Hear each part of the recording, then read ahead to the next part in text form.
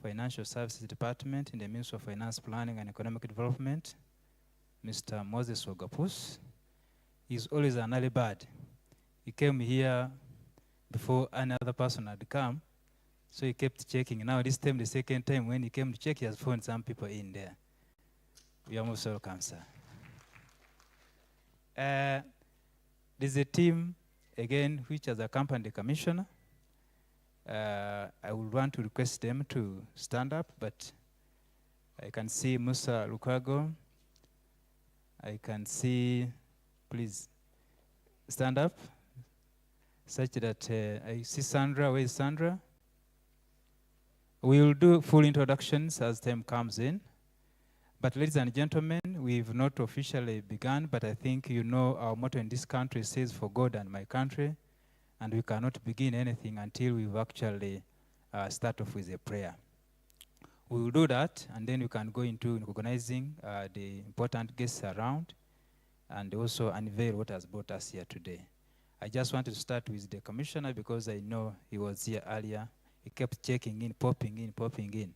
Now, in his last pop-in, he found us when you are seated, and we are many. So he has said to glue himself on the chair.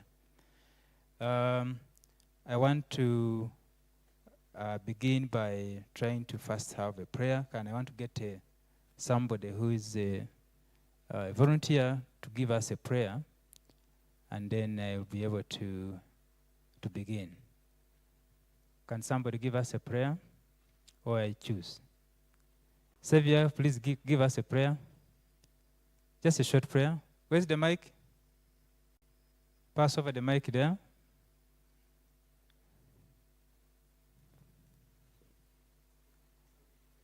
I'm sure the prayer is very inclusive, and I know she's always very inclusive, short and precise.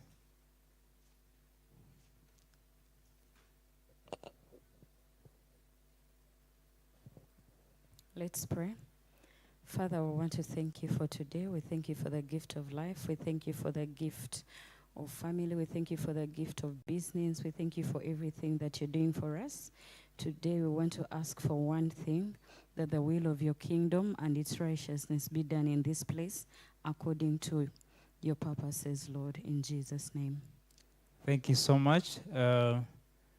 We're going to have, because we have to know in the room who is here, just for these 1 or 2 minutes to be able to know each other.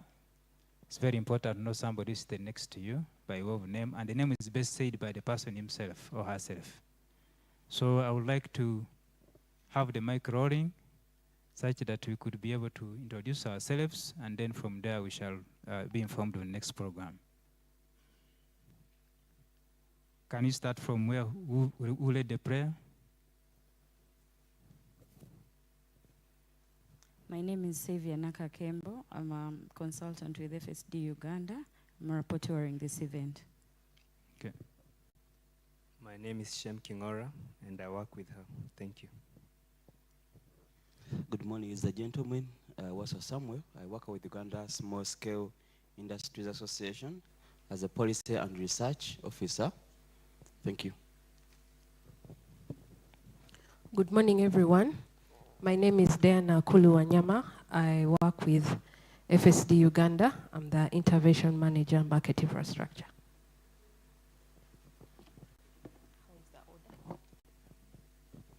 Can somebody help me pass the mic from gentleman? Lens Media, somebody help me pass the mic. Morning, everyone. I'm Sarah Zawete, working with the Vision Group, Bukede. Morning, everyone. My name is Frida Wamala, and I serve on the board of Nshuti Financial Consumer Advisory Center. Good morning, ladies and gentlemen. I am Regis Namudu. I work with Makerere University Business School. I am the director of the Leadership Center there. Good morning, everyone. My name is David Sowagude. I work with Pride Bank. I'm from the marketing department. It's a pleasure to be here this morning. Good morning, ladies and gentlemen. Emmanuel Okrot is my name, from the Financial Intelligence Authority, representing the Executive Director.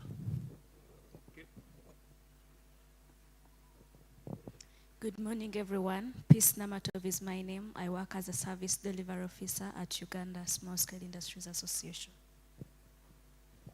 Good morning, everyone. I'm Dr. Joyce Nalunga Bidi Mumaso. I'm the president of the Female Lawyers Network. Happy to be here. Good morning, everybody. Angelina Namakula Ofono, an advocate and a board member of the Female Lawyers Network.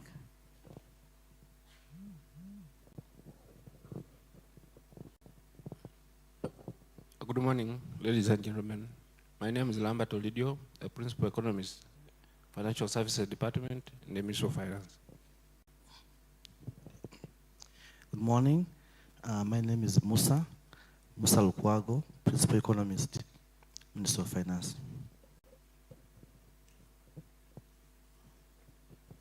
Good morning, ladies and gentlemen. I'm Ronald Chagulanyi, from Private Sector Foundation Uganda, Policy Advocacy Department. Good morning, everyone. Olka Ambrose is my name, working with National Union of Disabled Persons of Uganda. And thank you. Good morning. My name is Rachel Ayo, and I'm a junior associate at Denton's Advocates. Good morning. My name is Melissa Sanyu, and I am the Business Development Manager at Denton's Advocates.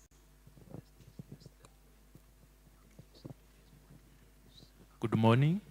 My name is Bob Munene. I'm an Assistant Commissioner, Financial Services Department.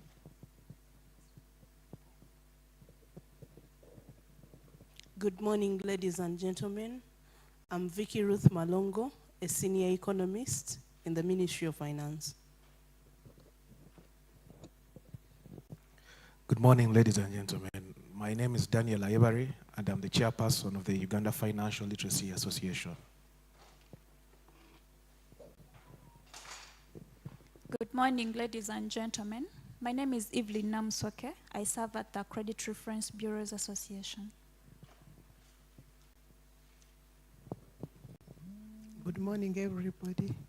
I'm called Kiza Monica. I work with the Uganda Local Government Association. Good morning. My name is Michael Aranciola. I work with Legacy Hills Investments. Thank you. Good morning, everybody. My name is Sharon Tomoshabe. I'm the CEO founder Legacy Hills Investments, and we major in financial literacy and investment advisory. Good morning, everyone. I'm by the names of Berochan Patricia, working as a financial advisor with UAP Old Mutual. Thank you. Good morning, ladies and gentlemen. My name is Brian Wakorach Ola. I work as the monitoring and evaluation lead at the Hunger Project Uganda, representing the country director. Thank you. Good morning, everyone. My name is Akugizwe Deogracious. I'm a policy analyst from Uganda Manufacturers Association. Thank you.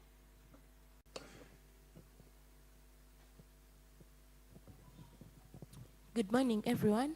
I'm Nakawesa Catherine from Siatini, Uganda. Good morning, ladies and gentlemen.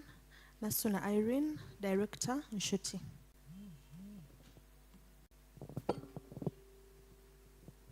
Good morning. My name is Wada Chomo Katende, Financial Services Specialist and a promoter for Nshuti. Thank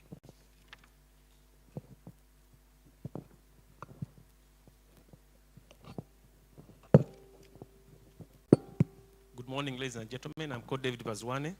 I'm the Partnership Manager at Enterprise Uganda. Good morning, ladies and gentlemen. My name is Susan Bantebia at Nshuti. Good morning, ladies and gentlemen. Esther Senoga from Nshuti. Good morning, ladies and gentlemen. I'm called Gloria Jombwe. I'm one of the members at Nshuti Financial Consumer Advisory Center. Thank you very much.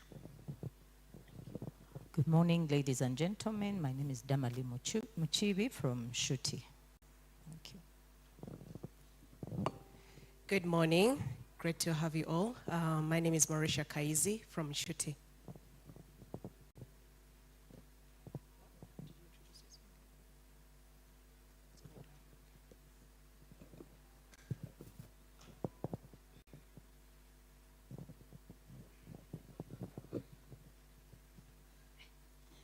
morning, ladies and gentlemen. My name is Viola Bescaracundo. I work with Amphu. Good morning to you all. I'm Mucho Susan. I work with the Association of Microfinance Institutions of Uganda. Thank you. Good morning to you all. Henry Mpindi is my name. I work with Amphu.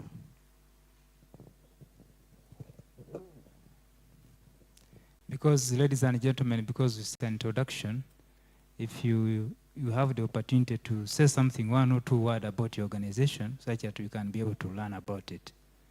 This is an event where we should be able to share information. You have 1 minute to speak about your organization in the introduction. Good morning, ladies and gentlemen. My name is Fiona Luswata with UNCDF as an Innovation Finance Analyst.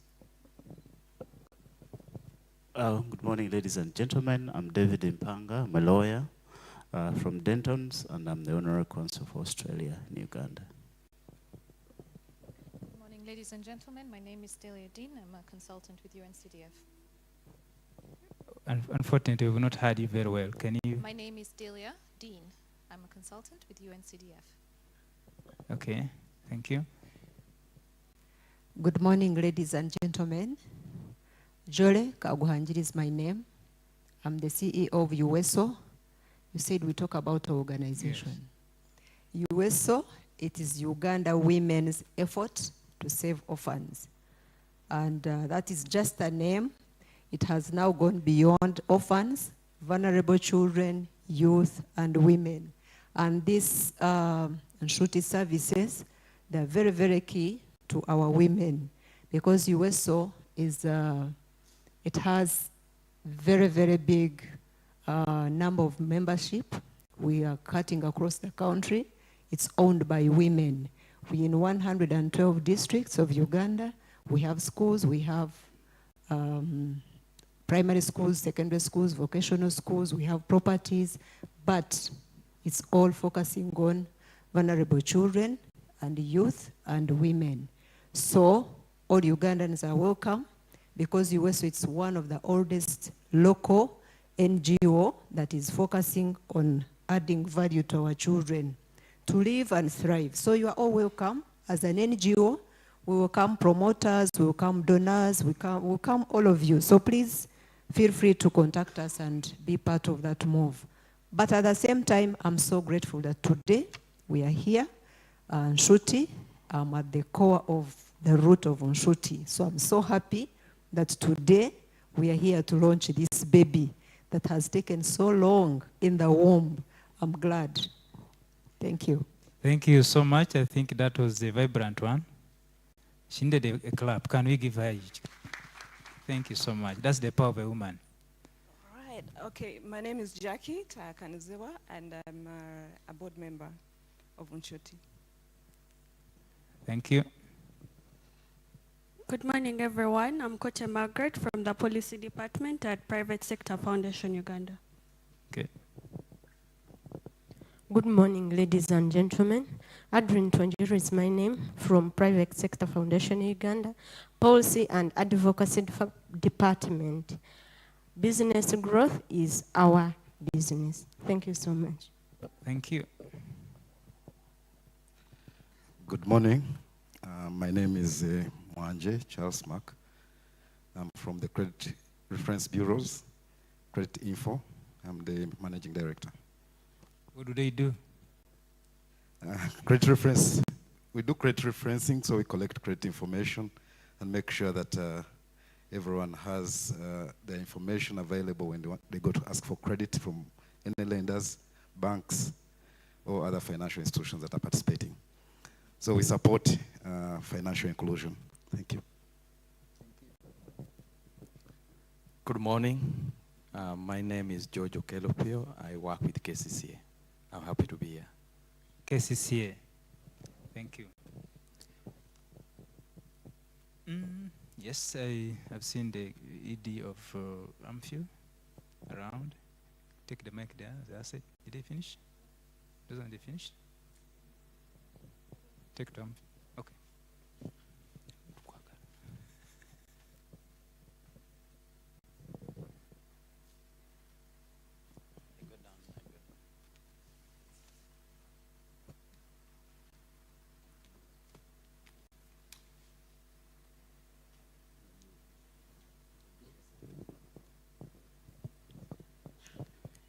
Good morning.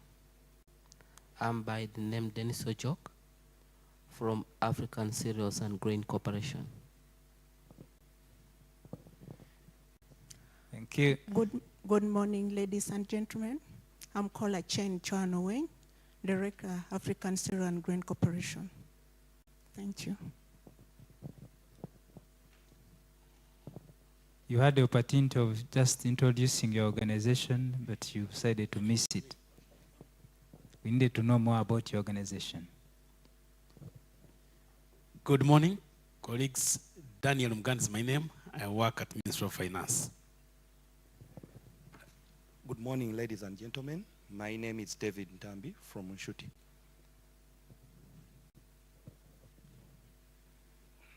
Yeah, thank you so much. Commissioner was very much lonely, but I think he has found company.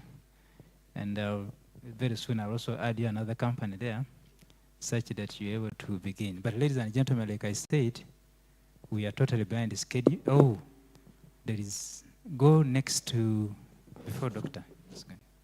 Go and give her the mic. That one, that one.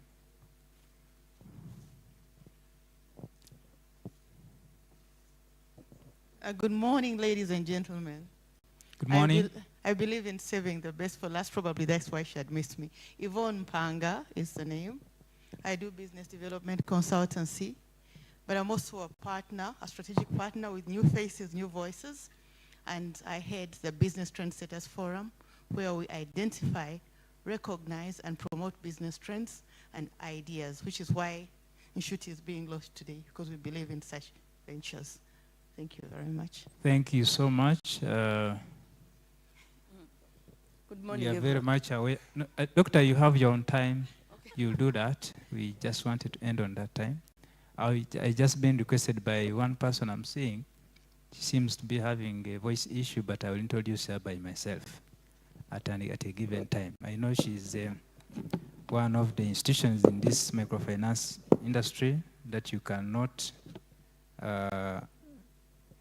jump or underestimate, but she will have her own time. I introduce and then we shall go ahead with the program. Now, ladies and gentlemen, I think like I said before, our time, this is the time now for us to be able to do a few things and begin the program. I want to assume that right now, we are talking about 8 o'clock. And while we're expecting our chief guest, he will be arriving again in a short while. We would like to basically have a few things relating to why we're here. I think when you look at what has brought us here, the lady from UESO has actually pointed out very well. I'm sure Doctor and others are going to give us the most important thing. But the most important thing bringing us here today is about consumer protection issues. It is basically looking at those who provide and those who consume. How do we balance the equation? That should be the central point that we should actually be taking up from here. That when you provide a service and somebody consumes it, what guidelines do you adhere to? What should you follow? And how should also the person who has also been given the service respond? So that balancing is the most important thing, and it should now wants to stand in between to see how you are supporting providers of these services and also you are supporting the consumer of these services. Normally, I think the negotiation issues, when you are at a borrowing side, sometimes your negotiation power may be low, and you may overlook some of the things. They only appear when there is a challenge. And that's where we are now seeing that, and this country, you know, we are not at 100% literate. So we have literacy levels are still low, and we are basically rural. It is also an issue. Somebody may want to come, when he comes in the bank, he wants to remove the shoes before they enter. I've seen that happen. So such a person may not even have the opportunity to read a document that you have actually given him or her to understand. And you find these things are normally predetermined. You don't have the opportunity to sometimes to veto some of them. So Nshuti has to play that central role to see who is this person disadvantaged. But there are also crooked people who also go and borrow, and they also want to spend 100% of their time trying to dodge around. There are also those ones. So I think the balancing is the issue now. The delicates. How do you play the delicate role between the provider and then the consumer, while you're also responding to the main goal of consumer protection. So I think Nshuti today, which we're unveiling, is trying to swim in those waters and see how best we can now protect the two in making sure that we're providing a service. And you know, the financial inclusion exercise supported by the government, I think now it has increased. The bracket, the gap has now zeroed down. We are looking at over 60% people now financially included. And for that purpose, you realize that we are moving a step. As we move a step now, new issues emerge. And these new issues, as they emerge, they are the one now creating new innovations which are bringing up things like Nshuti to be able to come into play. We want to thank Nshuti, and we want to thank the Minister of Finance, which has been the brainchild behind this initiative, and others who have supported this. I'm not the speaker of the day. I just wanted to introduce you that you understand that the gist of the matter here today is looking at how do we do the balance between the consumer and then the provider. In this industry, which is having fragmented legal regimes, we need to make sure that we have somebody who can be able to bring us on board. We are going to have just a short break for 1 minute, and then we will be able to, as you all come, other guests, then you can be able to listen to the chief of Nshuti to give us the overview, and then we can there proceed. So DJ, give me a 1 minute musical interlude, and then I can be able to begin. Thank you so much, ladies.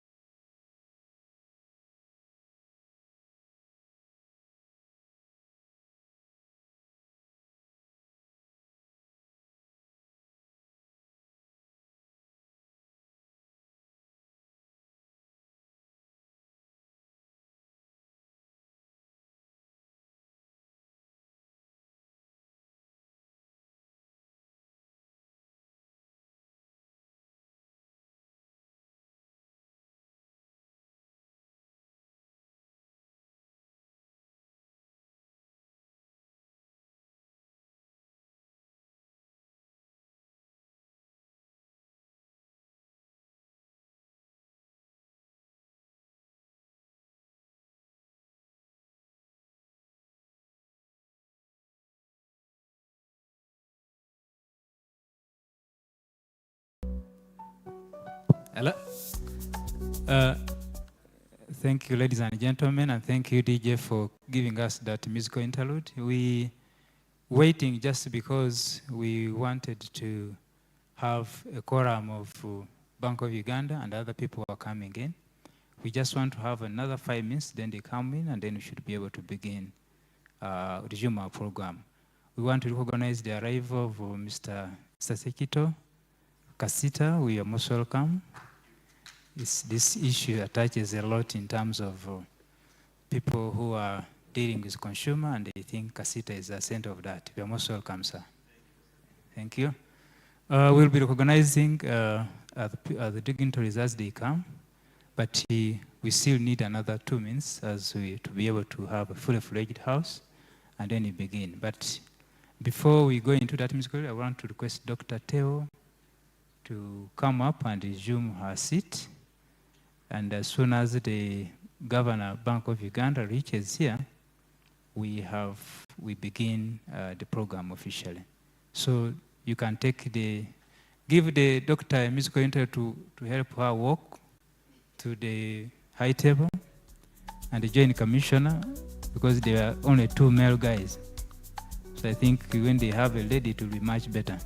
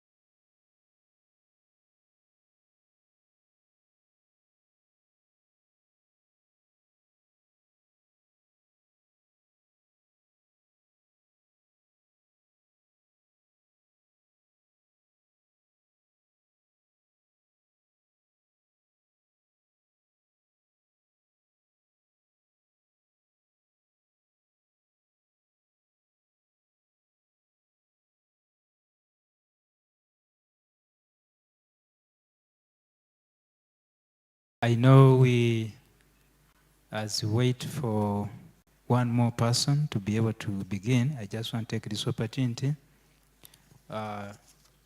just to announce the presence of the following people amidst us and what they mean to Nshuti. And whereas others could have actually introduced themselves already, but I think in their capacity, we need to introduce them. Let me take this opportunity to introduce Ms. Jolie, who has, I think, already given us a very vibrant speech already. She's a board member in Nshuti. We want to also announce the presence of Frida Wamala, a board member, who also wants to announce the presence of Tukamunizibwe. I think if I've messed up the name, you'll be able to excuse me.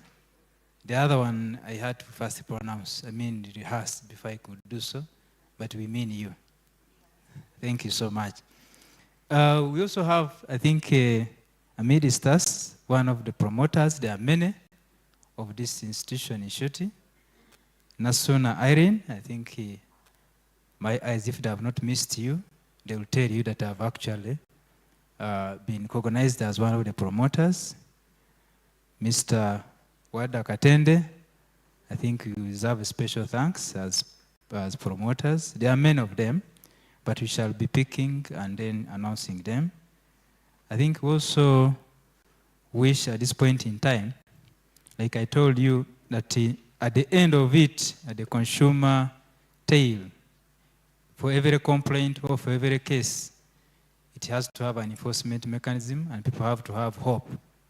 So the presence of Denton's law firm, I think is something that we need to cherish a lot, because that's the biggest arm of Nshuti now. When somebody has raised an issue and then it is not actually acted on, and most of them have got a legal dimension, whether you like it or not.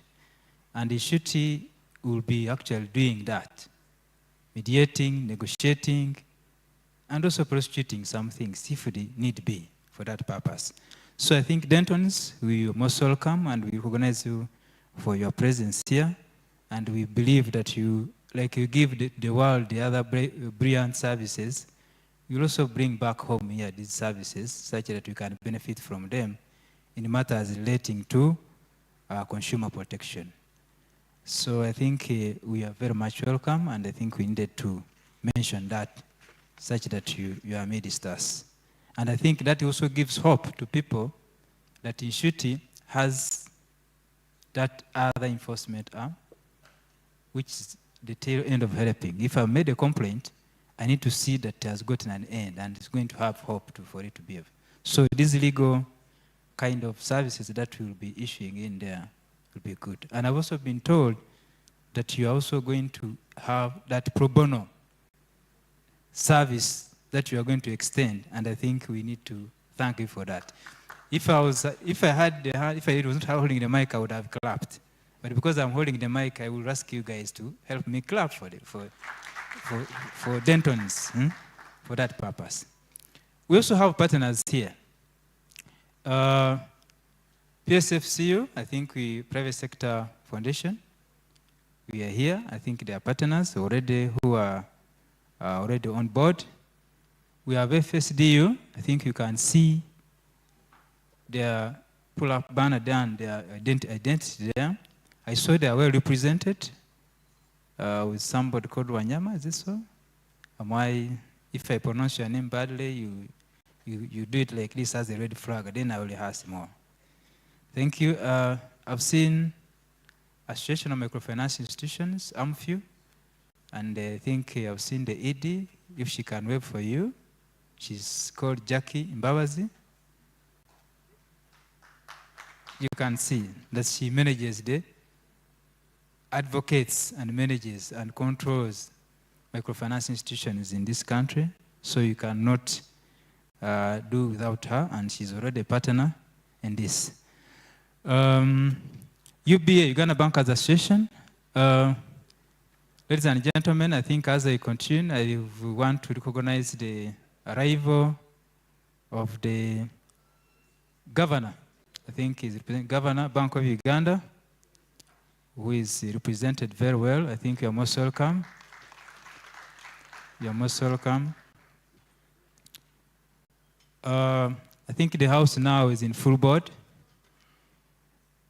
Mr. Governor, I think we are waiting for you, and this team was very eager to see you and see what's coming from Bank of Uganda. And I think now that they have seen you, we are ready to begin the function. And at this point in time, I want us to, because you are already behind schedule, and just close to, I want to assume we are now at 9. And then at this point, we need to request Madam and Dr. Nalongo to be able to give us an overview. Director, you phoned us when you're already done the introductions. They will benefit from yours, but with time they also exchange cards. You will be able to know them at a later time. But because of time, we may not go back into introductions. We will be able to begin straight away, and that beginning is going to be started by the welcome remarks that are going to be executed by the Director, Nshuti Financial Advisory Center. And that will be none other than Dr. Teo, who will kick us start off. Doctor, may I have the opportunity to welcome you here? And then you give us that. Let's welcome Doctor to give us we need to understand this child. Doctor, the floor is yours. Wow.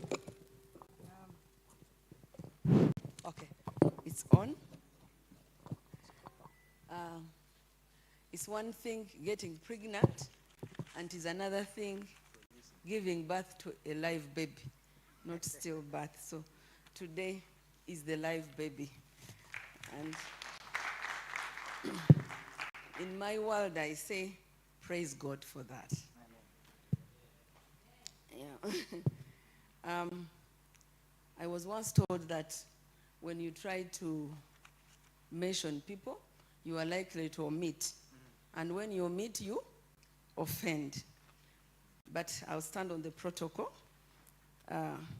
I'll go through the protocol since I'm the first presenter, and I'll give my opening remarks. The representative from the Central Bank, thank you so much for coming.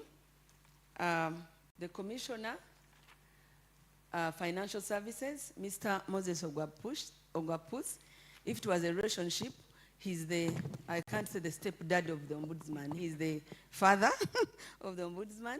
And definitely the representative from Dentons, but also the consulate for Australia. The person who has been telling us, assuming that we know legal terms for the last 2 years. Mr. Mpanga, thank you so much for being so patient with our lousy statements and thinking that definitely the board for Nshuti and the people who have seen the baby grow, bought the milk and made sure that the mother doesn't starve. Why are we here? Today marks the beginning of a new chapter for Uganda's financial sector. One where the consumers stand at the very center, not the financial institutions or the providers. Our theme is empowering consumers, strengthening trust, building a resilient financial future.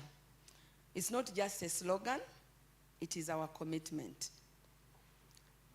Nshuti is Uganda's first independent, non-profit financial consumer advisory center.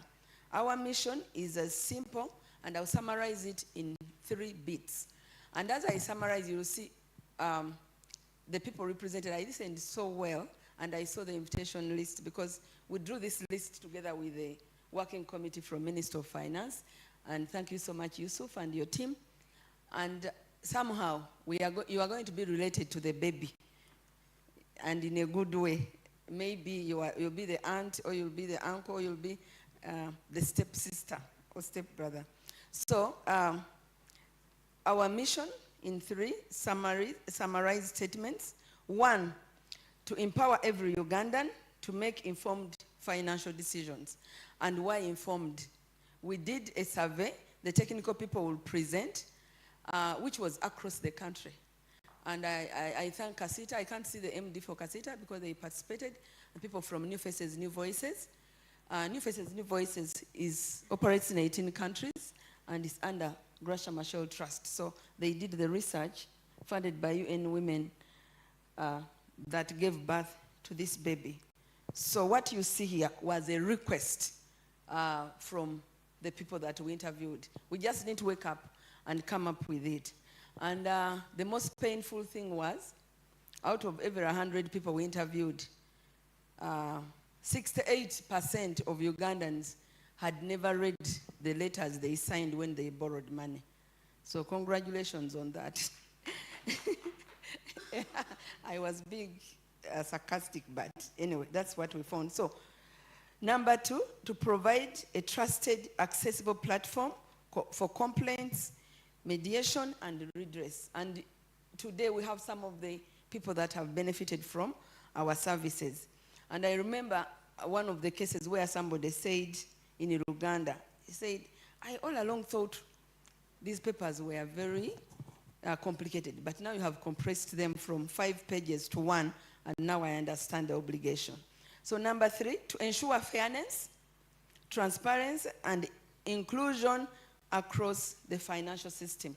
And for people who have been following at the African Union, it was proved you cannot talk about financial inclusion without financial protection, especially in third world countries. The developed world moved ahead of us. Most of the countries, you'll see what we have been benchmarking with. Actually, financial ombudsman is a must, just like you have a doctor or you have a lawyer. When you are sick, you can't self-describe. So when you are looking for money, I don't want to say you are sick, but you need somebody that understands the field. Our work was inspired by a research, I've talked about it, and the findings revealed a clear need for stronger consumer protection, improved financial literacy, and more effective redress. So those are 3 areas. And when you listen to the invitations, you follow either in one of the 3. Our partnership with government. On 16th June 2025, we signed a memorandum of understanding with the Minister of Finance and Economic Development, an important milestone that positions Nshuti as a key partner in delivering the National Financial Inclusion Strategy to 2023-2028. Together, we are making financial services more accessible, improving readiness for citizens, and supporting national programs like the Parish Development Model and the Myoga to empower rural communities and small businesses. The big picture, and this is what I want everyone to take from here. Uganda's financial sector is growing very fast. Statistically, 35 million mobile money users in 2024, just last year, and millions banking through agents and fintechs. This is an incredible progress, and we are very grateful. BOU, the finance people, when you look at how we were 5 years ago and where we are, there's progress in people accessing financial services. Many consumers, however, still struggle to navigate product choices or to know where to run when something goes wrong. And I'll just give you an example. Sometimes you can think that you know it all. But when we went at one of the corporate companies and we presented, even from basic savings accounts, we had more than 80 people accepting that they are running accounts they didn't need. So this is not just about the credit facilities, no, even the normal choices of financial institutions. When you are saving for 3 years, I don't think having a current account is a solution. I don't also think just opening a savings account is a solution. There has to be a particular saving account, maybe where they have waived charges, so you have to know which financial institution offers that. And we have had a lot of women, especially from markets, benefit from such knowledge.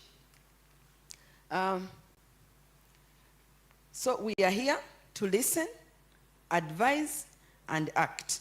Through the Financial Ombudsman, we are building one, and we have already started on it in advanced stages, a national complaint platform for fair and quick dispute resolution, well knowing that, yes, Bank of Uganda has a department that sorts out consumer complaints. And I always give an example of myself. If I find it hard, what about the lady from Kalere? So we want to have an office where somebody will freely enter, even the wananchi, even the people of the lowest strata. So we have practical financial education programs already designed, and we have been conducting them through our different members. And we are so grateful to the people from GROW who have given us opportunities, even on television, people from Finance Trust Bank, and the other partners who have paired with. We have a digital hub with interactive tools, and our head of technical is in the house, and the other team you have seen. So the digital hub has WhatsApp app, TikTok, X, call center, and a website, so that every Ugandan, no matter where they live, they can reach us. And for people who are interested in the website, I can read it, or they can display it. www.finnombuds and then man.org. Finombudsman. It's active. The WhatsApp is active, the TikTok. So we are slowly building a community of both, regulators, consumers, and other partners. As I come to the end, this is the call for action, sir, and the father of the Ombudsman, distinguished guests. This is not just a launch of an institution, it is the start of a movement, of a community. So we invite financial institutions here tonight, this morning, to work with us in making fair practices the norm. To work at the Ombudsman, you must have been a banker. So there is nothing as good as not having to train anyone. Everybody knows. And when you look at our board, everyone has worked in the bank. Frida has been a CEO of a bank. Jackie. So we are very, very careful even in selecting. So that is my call to the financial institutions. We are not competing with you, we are complementing you. If you get an already baked cake, you are in a better position than to get the flour and the oil. So we'll hold the flour and hold the cooking oil, and then by the time you go to the bank, you already know even which features you need in an account, so the choice will be easy. So we are not competing, we are complementing. To the regulators and policy makers, I've had so many policy makers here. We are here to use our research, and I'm so grateful that that's what the Commissioner of Financial Services whispered to me. He said, if you can help us with this research animal. So to use our research and consumer insights to strengthen financial sector reforms. To the media, I know we have 11 media houses. We request you to amplify this message and help spread financial literacy to every household. And also the availability of such a center that is for everyone, irrespective of age, irrespective of the social class. To all Ugandans here in the morning, to see the Financial Ombudsman as your ally, your voice matters, and we are here to amplify it. And in closing, as we launch today, I'm filled with gratitude for every partner that has walked this journey with us. Together we are building trust, empowering consumers, and strengthening Uganda's financial future. Let us move forward with confidence, knowing that when consumers are empowered, the entire economy becomes stronger, fairer, and more resilient. Thank you, God bless you, and God bless Uganda. Thank you so much. I think we have now a picture of why we are here. And thank you so much, Dr. Teo, for that elaborate introductory remarks on Ombudsman, Financial Ombudsman. May I, at this point in time, invite Commissioner Financial Services, Mr. Moses Ogapus, to invite the next speaker. You're most welcome. Let's welcome Commissioner by wave of hand. Thank you so much, Yusuf. I'm not going to rush into inviting the governor to speak to us, the representative of the governor. I like to appreciate my friend, Dr. Teo. It's good to dream. I hope we all dream. And we are not afraid of dreaming, not nightmares. Sometimes you have nightmares. But also it is very inspiring to be in the company with someone, with people who have conviction about things, about values, and commitment to impact society. I'm so pleased that I've had the opportunity to meet Dr. Teo and your friends. I think, I don't know whether the MC had planned that there will be another round of introduction. Did you plan so? Because I was going to request that I would appreciate that the governor gets to see the group of powerful women who are, and by coincidence, they are only women. What's the trick? I've only encountered women, not men, but I'm not complaining. I have 7 sisters, so I'm comfortable.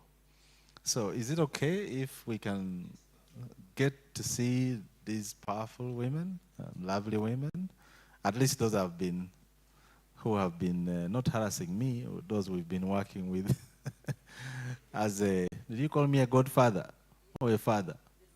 A father. Okay. Is it okay if we can see these women? I'd like them to, Can you have a team from Nshuti to be able to come, and the team which has Nshuti team? Dr. Teo, would you like to introduce your Yes, friends? introduce yourself. You mean your team? Yeah, kindly stand.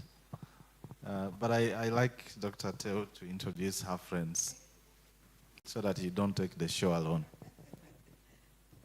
Okay, I had been asked that they will be introduced after the technical presentation, but yes, but it's okay. Maybe because majority of them who used to harass you are women, so you found it. Yeah, so Damali, then our head of training, Gloria, she used to work with Absa Bank. Then the brain for the last 3 years who wrote all the concepts, and Esther.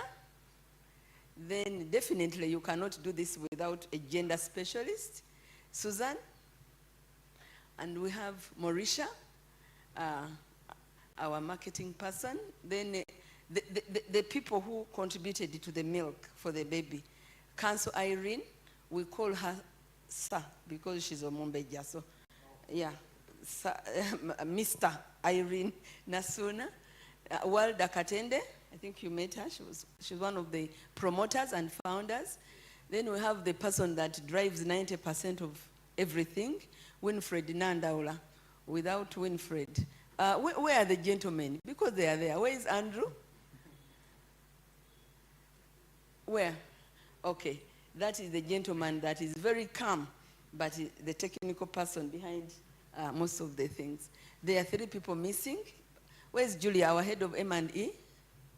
Okay. Julia does all our reports, and she's our head of M&E. Yeah, thank you so much. Problem. Thank you. Wonderful women. But new faces and new voices, I thought they were part of it. Yes. And why haven't you introduced them? Today is about the financial ombudsman. But I think you need to introduce them. Also, in view of, I think they were the ones involved in the courtship. Yes. In getting the, isn't this okay? No? Okay. So as you can see, I am really excited for this day. And all of us in this room are equally important. That's why you're here. And I think I practically know everybody. I have met the representatives from the reference bureaus. My friend there from the Literacy, the CEO, the Literacy Association, my friend from Amphiu, Jackie, my old friends, Jolie. I'm so happy. And of course, nobody doesn't know in this town, Mr. Kasita. So we come a very long way. And such a strong advocate for rights, and I really appreciate you. It could sound a little of a contradiction, like a contradiction. From a government point of view, because some of the issues Dr. Teo and your friends are possibly contending with are caused by government, by our laws and our policies. And yet, we have gone in partnership with you to ensure that the users of financial services have a fair deal. And as you said earlier, our intention is not to inconvenience the service providers, the financial service providers, but we want to ensure that everybody has a fair deal, that everybody is a winner.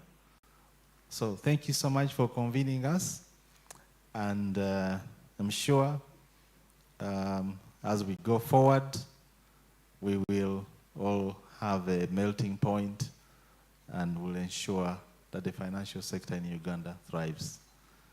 I've been buying time, hoping that I get the next speaker, the representative of the governor, Dr. Twine, to warm up. Are you ready, sir? Thank you very much. We are happy to see you. Please come and address us.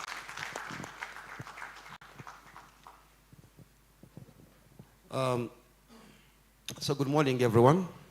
Our apologies for showing up late. That's very uncharacteristic of me. It's for those of us who went to Budo. Yes, it's a fact. So I'll stand on the protocols, the protocol already observed. And today, as we launch the Nshuti Financial Consumer Advisory Center, I think this is not just, I hope, won't just be another event on the calendar. That there's real meaning, and I hope there will be real meaning behind this. It's what the Financial Advisory Center is all about, at least our understanding at Bank of Uganda is, one, that you're trying to be a voice and a friend to the average consumer of financial services who, for whatever reason, always feels small in the face of when they're interacting with the financial service providers, or perhaps even unknowledgeable compared to them. So one of the fundamental issues I think we've discovered or have since found out is that there's significant information asymmetry between those who are providing the financial services and those who are consuming them. The information asymmetry is not just about the potential behavior of the consumers of the financial services, but it's also about the significant lack of knowledge or gap in knowledge between what a consumer's responsibilities and obligations are versus those of the service provider. So today, we are saying very loudly and clearly to the consumers of financial services that your voice matters, your concerns matter, and your financial well-being matters. So, what is the Nshuti Center going to do? My understanding is you'll be a friend to the consumer. You listen to complaints, and you will guide on rights and responsibilities of the consumers. But also, more importantly, you shall educate so that those that consume financial services do so with knowledge and not fear. Remember that when it comes to financial service providers don't sell you loans or insurance. They sell you trust. And the consumers of financial services don't just buy trust.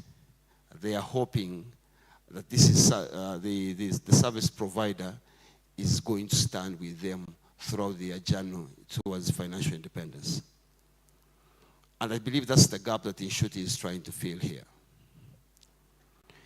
Second, in looking at the objectives of the Nshuti Financial Advisory Center, they are actually in alignment with the very heart of the National Financial Inclusion Strategy 2023-2028. Specifically, on the pillar of deepening usage by reducing the barriers to cost and trust, and protecting consumers and strengthening financial literacy. In Bank of Uganda, and under the National Payment Systems Directorate, we are viewing Nshuti as a very valuable partner in terms of providing feedback regarding to how consumers of financial services feel about, one, the quality of the services, the accessibility of the services, and also more importantly, the cost of the services. It's that kind of information that becomes very pertinent and important when we have to make a decision regarding to how we conduct our oversight activities, and also more importantly in our designing of policies that will further the goals both of the National Financial Inclusion Strategy and invariably those of the actors and participants within the financial services sector. So, where do we think the success of this center is going to come from? Unfortunately, it won't just be from the bricks and mortar. It's going to be more from those that provide the service and those that use the service. So, as you launch the Nshuti Financial Advisory Center, I think it would be helpful, and I heard you mention, you made reference to someone who is responsible for M&E. It would be helpful when you design and come up with your own set of metrics to determine if you have achieved or you are achieving the success that you're looking for. I know there's a future state of mind, a future position or state that you'd like to be at, maybe 4, 5, 6 years down the road. But how do you intend to assess how far you are from that target? Objective metrics that you shall use to determine that you are actually doing that which you set out to do, I think would be very helpful. And it's that kind of information that Bank of Uganda would like to have access to better understand what kind of tweaking or fine-tuning of the consumer protections and financial consumer awareness policies that we put in place. And lastly, I know there's always talk of, we talk about financial inclusion, consumer protection. We have a whole strategy, like I said earlier on financial inclusion. But what defines a financially inclusive, an inclusive financial system? What defines a protected financial system? What defines a fair financial system? What defines an equitable financial system? I think those are questions that, as you begin this long journey, you need to put your minds to address, and then based on the existing cooperation arrangements you have with the Ministry of Finance and with the Bank of Uganda, those shall then be used to inform any policies, directives, or regulatory actions that we take to ensure that as you achieve your objectives, the financial inclusion strategy that is clear, also mentioned under the National Planning Development Plan, are achieved. So, ladies and gentlemen, on behalf of the Governor of Bank of Uganda and on my own behalf, I'd like to thank everyone that has made this possible. And like I said, I hope today is not just a day on the calendar, but the beginning of a long and fruitful journey that will help us all. Thank you very much. You have a nice day. Thank you. Thank you, ladies and gentlemen. I'd like to announce the arrival of, let me allow the Commissioner to do that. Thank you, Yusuf. Thank you, Dr. Twine. We greatly appreciate your thoughts. And please inform the Governor that we are pleased that he accepted to be a partner in this marriage. It's not my duty to introduce your guests, but Dr. Twine, I think Nshuti is not only a friend to the consumers, it's also a friend to the providers of financial services. I don't want us to create an impression that we are constituting ourselves into a confrontation. As we said, and as you said, the objective is to ensure that financial inclusion is a reality, and it's on both sides. And I like to, it's not a secret, but I like to say that I am a director in Pride Bank, and I'm glad to see that Pride Bank has been involved in the arrangement of this day. We've just transitioned from an MDI to a bank. Please allow me to make a kalango. Please come and bank with us. Please come and bank with us. So, I don't know whether the representative of PSST is settled enough to deliver your speech, sir. Is it okay for you to come and speak to us? Or you still want to take some water? Thank you very much. Please welcome Director Economic Affairs, Mr. Moses Kagwa. Thank you, Moses. I was supposed to be here very early, but I had another engagement. These days I call myself a director of general duties because whenever the PS and the ministers see that there is no one to go somewhere, they ask me to go, and I have not refused. So, so I had to go somewhere else and represent PS, and I'm now here representing him again. But the representative of the governor, BOU, representatives from various ministries, departments, and agencies, the chief executive officers from various supervised financial institutions, the executive director, Nshuti, and your colleagues, the executive director of the private sector foundation unit, the development partners, distinguished guests, ladies and gentlemen. It's my honor and pleasure. It's my honor and pleasure to join you this morning for the official launch of the National Financial Consumer Advisory Center, which some of you termed as a private financial services ombudsman, the Borrowers Reference Bureau. On behalf of the Ministry of Finance, Planning and Economic Development, I warmly welcome you to this important occasion, which represents another milestone in strengthening financial inclusion and consumer protection in Uganda. A sound and stable financial system is a cornerstone of sustainable economic growth and social transformation. Uganda has made commendable progress in expanding financial institutions, diversifying products, and promoting access to finance.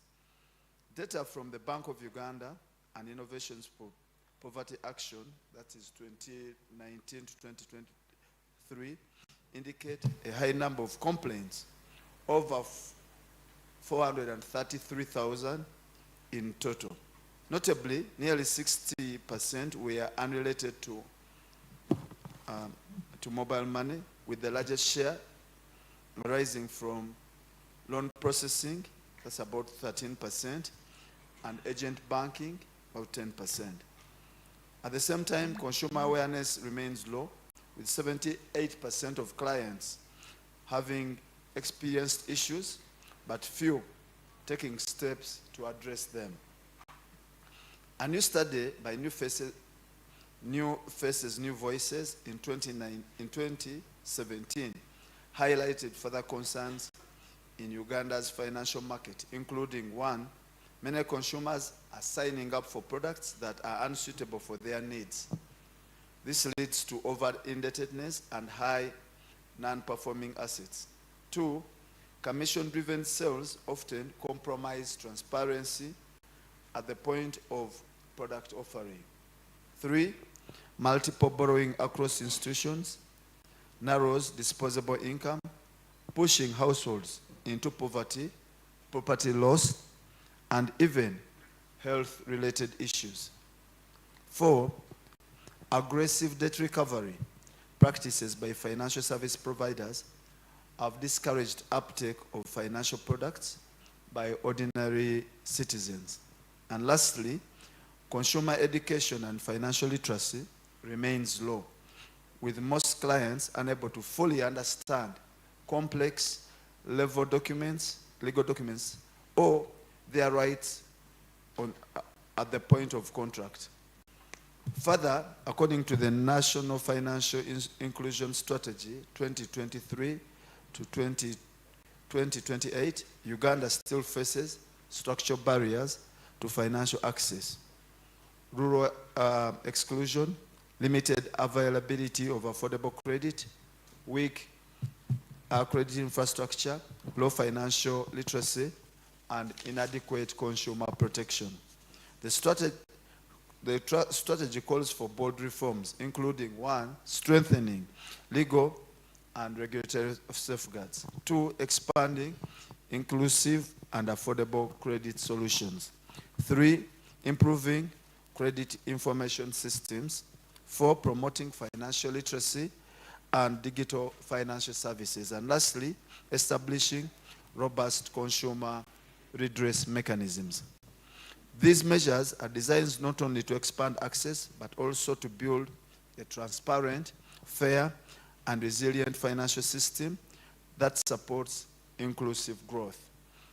The Nshuti intervention, therefore, aligns closely with the objectives of the National Financial Inclusion 2, particularly under Objective 3, strengthening financial consumer protection and financial literacy, by offering a practical solution to enhance public trust and awareness of financial services.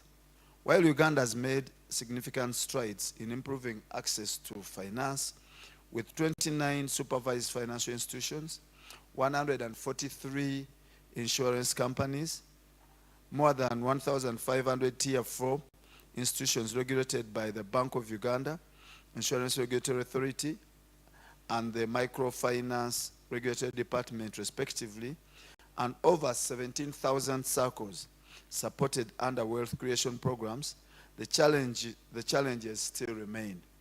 Today, the focus has shifted from mere access to quality, transparency, and fairness of financial services. It is against this background that the ministry has joined hands with Nshuti to advance its innovative model of providing accessible and effective ombudsman services to the public. The Bureau is designed to serve as a one-stop advisory hub where, one, consumers can access independent and timely advisory services. Two, disputes between financial institutions and clients are mediated and resolved. Three, transparency in financial services and products is enhanced. And four, valuable data is generated to guide regulators, policymakers, and providers, as well as support credit rating. In this regard, we have signed a memorandum of understanding with Nshuti to ensure that the aforementioned objectives are effectively implemented. These initiatives complement government's framework, such as the National Financial Inclusion Strategy earlier alluded to, Financial Consumer Protection Guidelines, the Tier 4 Microfinance and Moneylenders Act, and the National Payment Systems Act. Importantly, it translates policy into practical and tangible benefits for citizens. Our goal is to promote fairness and transparency in the financial sector, creating an environment where government, financial service providers, and users of such services emerge as winners. The center will serve as a last resort mechanism, stepping in only after the client has first sought for assistance from the respective financial institutions and the regulator of such a service. This approach ensures that issues are addressed at their source, while also providing consumers with an independent avenue for redress when all other channels have been exhausted. My ministry will work closely with the Ministry of Trade, Industry and Cooperatives, Apex institutions, for example, Uganda Bankers Association, Uganda Cooperative Alliance, Association of Microfinance Institutions of Uganda, and other partners to ensure the success of this mechanism. Ladies and gentlemen, as we celebrate this important milestone today, allow me to make a strong call to action to all stakeholders gathered here. To Nshuti, your journey has just begun. I urge you to make deliberate efforts progressively to avail your services across the country, taking advantage of the digital opportunities that will enable you increase the breadth, outreach, and efficiency of your services. You are expected to operate with a strong value system along trust, transparency, and fairness.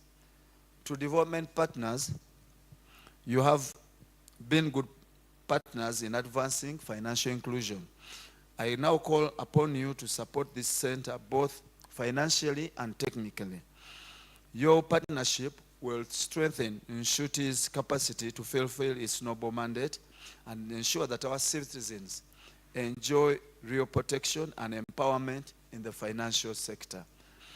To the financial service providers, I appeal to you to embrace Nshuti as a strategic partner established to enhance transparency, promote fair and timely dispute resolution, and strengthen public trust in the financial sector. Finally, to the regulators and Apex institutions, Nshuti's work will only complement and not duplicate your efforts. Together, we can build a financial system that balances institutional growth with consumer well-being. Distinguished partners and stakeholders, today, we are not merely launching an institution. We are laying the foundation for a more inclusive, fair, and resilient financial system in our country. It is now my honor and privilege to officially declare the Borrowers Reference Bureau launched. I thank you for your attention. Just to tell you how important this is, because this was PS's speech, now let me give you my speech. Tell you how important this is. I bought a vehicle for use in hire. It was an SUV, and I had comprehensive insurance. And when the driver had this vehicle, it was stolen. So I reported, of course, to the police, and they reported to the insurance company, which told me, don't worry, go through the process. Go to the media and report its loss to the police. I did all these things. And then when I had them, I took them to the insurance company. Then the insurance company came back to me after some time to say that they couldn't pay, they couldn't compensate me. And I was wondering why.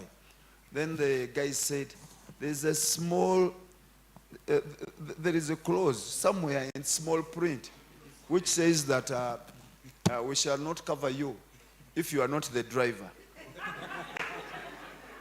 Thank you. So that's how important Nshuti is. Thank you so much. Thank you, Mr. Kagwa, for showing us that even the Director of Economic Affairs can be vulnerable. But now that Nshuti is shooting, I'm sure, is your case time bad? We can ask Mr. Mpanga to, since they said you are going to give pro bono services, Mr. Kagwa could be your first client. Thank you so much, Mr. Kagwa, for your wonderful speech. If you don't mind, I was going to suggest that probably should be an annex to the MOU that we signed with them. Because the points you raise are very strong in your speech. But I'm sure Dr. Teo and the rest of us will make good use of it. And I'm going to ask you to clap again for Mr. Kagwa. So much because I'd like to appreciate him for reading through the MOU, for being persistent in ensuring that we concluded this MOU. It took quite a while because we had convinced the Attorney General that it was necessary to have this MOU. It was legal and constitutional to have this MOU. It took a while, but finally, with your guidance, we have arrived where we are today. Thank you so much. I'd like to hand over the mic to the MC or Director of Program. Thank you, Yusuf. Thank you so much, Commissioner, and thank you so much for the presentations. Mr. Director and the PSST in sitting, I would like to request you that the next occasion you are going for is to have the official launch by way of signing on the launch pad. And the chief guest, who is the director, is going to lead that process by going to sign on that launch pad, which is ahead there, and then it will be followed by the director, who is representing Bank of Uganda. We go in that order. We announce your presence, the ED of Private Sector Foundation. I think we are very much welcome. After there, we'll have some photo moment where we shall announce in terms of going in groups. Just can choose the pen you prefer better. I think you start by way of cutting the ribbon. From cutting the ribbon, then you sign. It's a commitment, like you've already done your commitment. Yes. So count 1, 2, counting 3. 1, 2, 3. So you append the signature just anywhere here, then it will be followed by that one.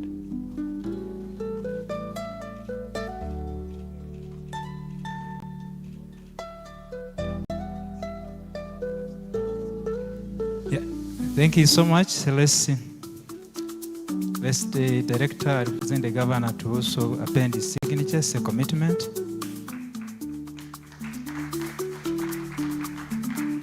Thereafter, we are going to have a photo here.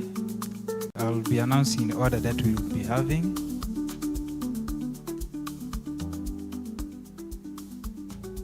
Where's UNCDF? I saw UNCDF. Can you join this team? Including Casita later on.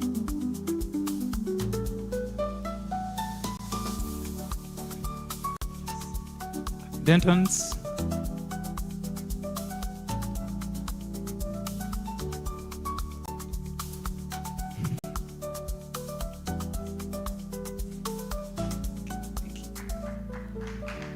I'm told you should be able to come. They're here. I've seen Jackie somewhere there. NCDF, please come over. FSD, where are you? Come over. Do you have ABA Trust? Do you have?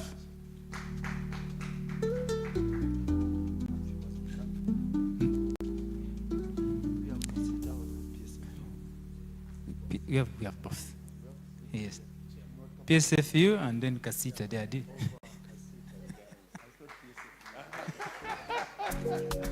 yes, I have this page.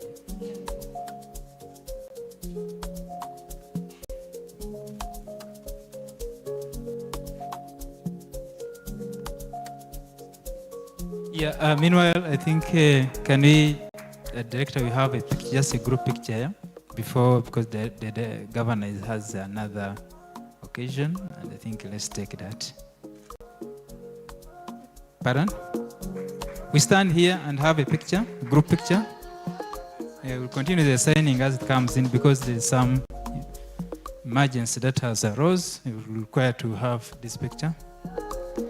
Whoever has signed, can you please come on here, on board here? Please stand next to the director and be able to. Yes.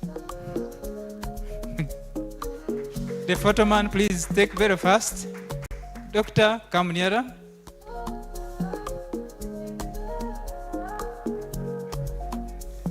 Let's take this picture.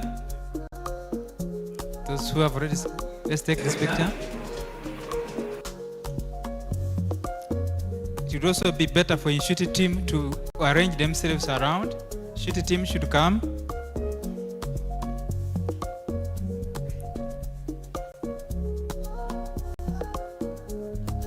Including the board members. I think we can have this, then have the board members on. Yes, board members join the team. Then also Nshuti team should also come.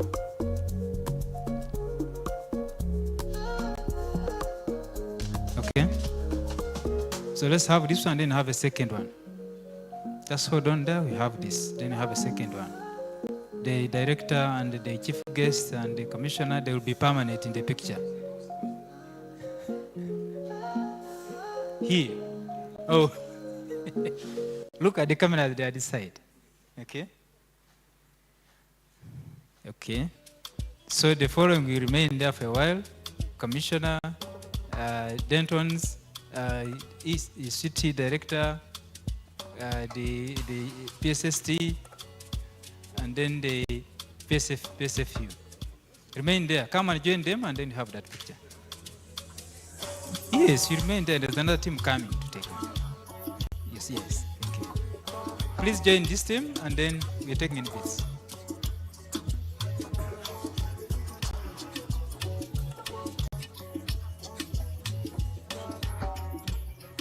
Camera person, is that over good for you? You okay? Okay.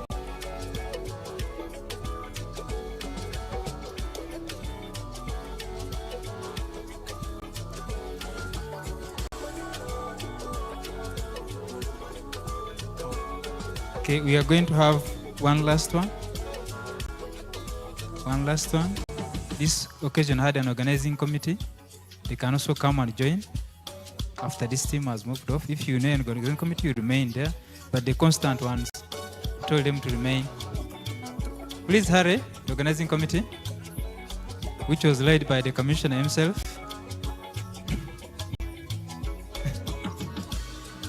Please come. Where's the Sandra and group?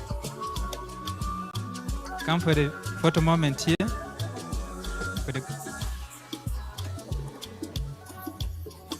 yes, I am, but I think I'll join last.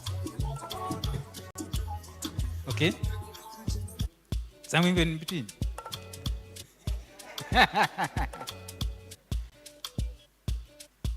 Okay, I think I can be part here.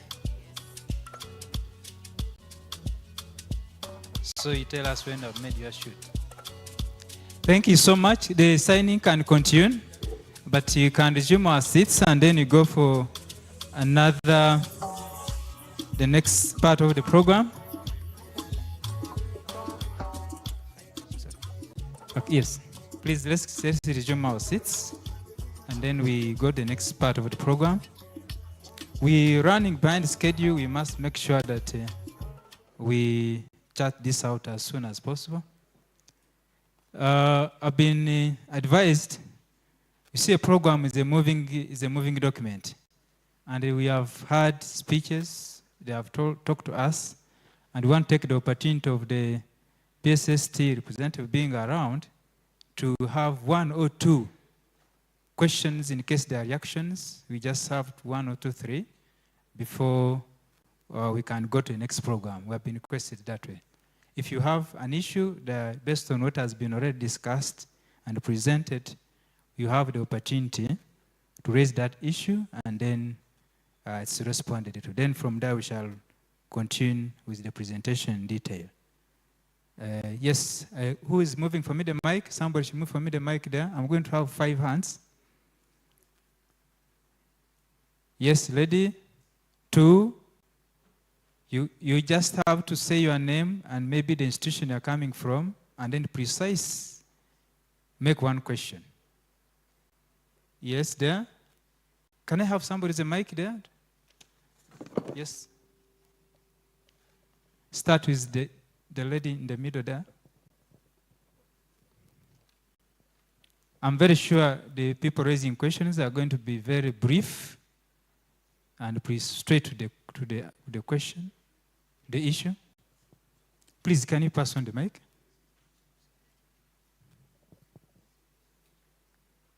You could pass this side in case that one is becoming a problem.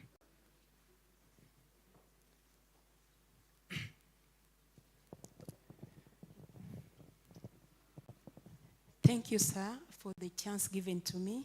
First, I will start with the welcoming remarks for the financial institution which has given us chance through Nshuti, financial consumers. We are a bit relieved, and I will take this opportunity to thank the Nshuti financial institution. Madam Teo, I'm glad to be here this morning. If it wasn't you, I would not be here. Another thing, I'm by names of Nanyonjo Susan. I represent the Uganda government. And again, I am here with my boss, Mr. Sechito, as a chairman, Business Community Wakiso District. So for that note, 1 minute will not be enough for us. I'm going to talk as a lady. I am the one who has the financial hiccups. Myself, I'm a living testimony.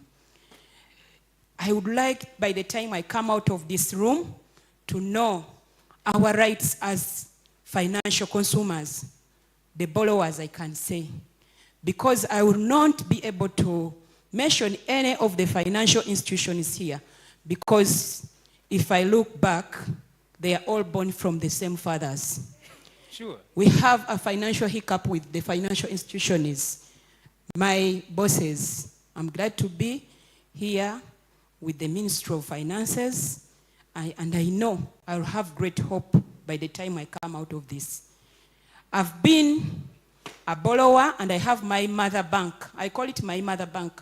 But the way they have harassed me, I ran away to another bank to get rescue after requesting for top up. They refused.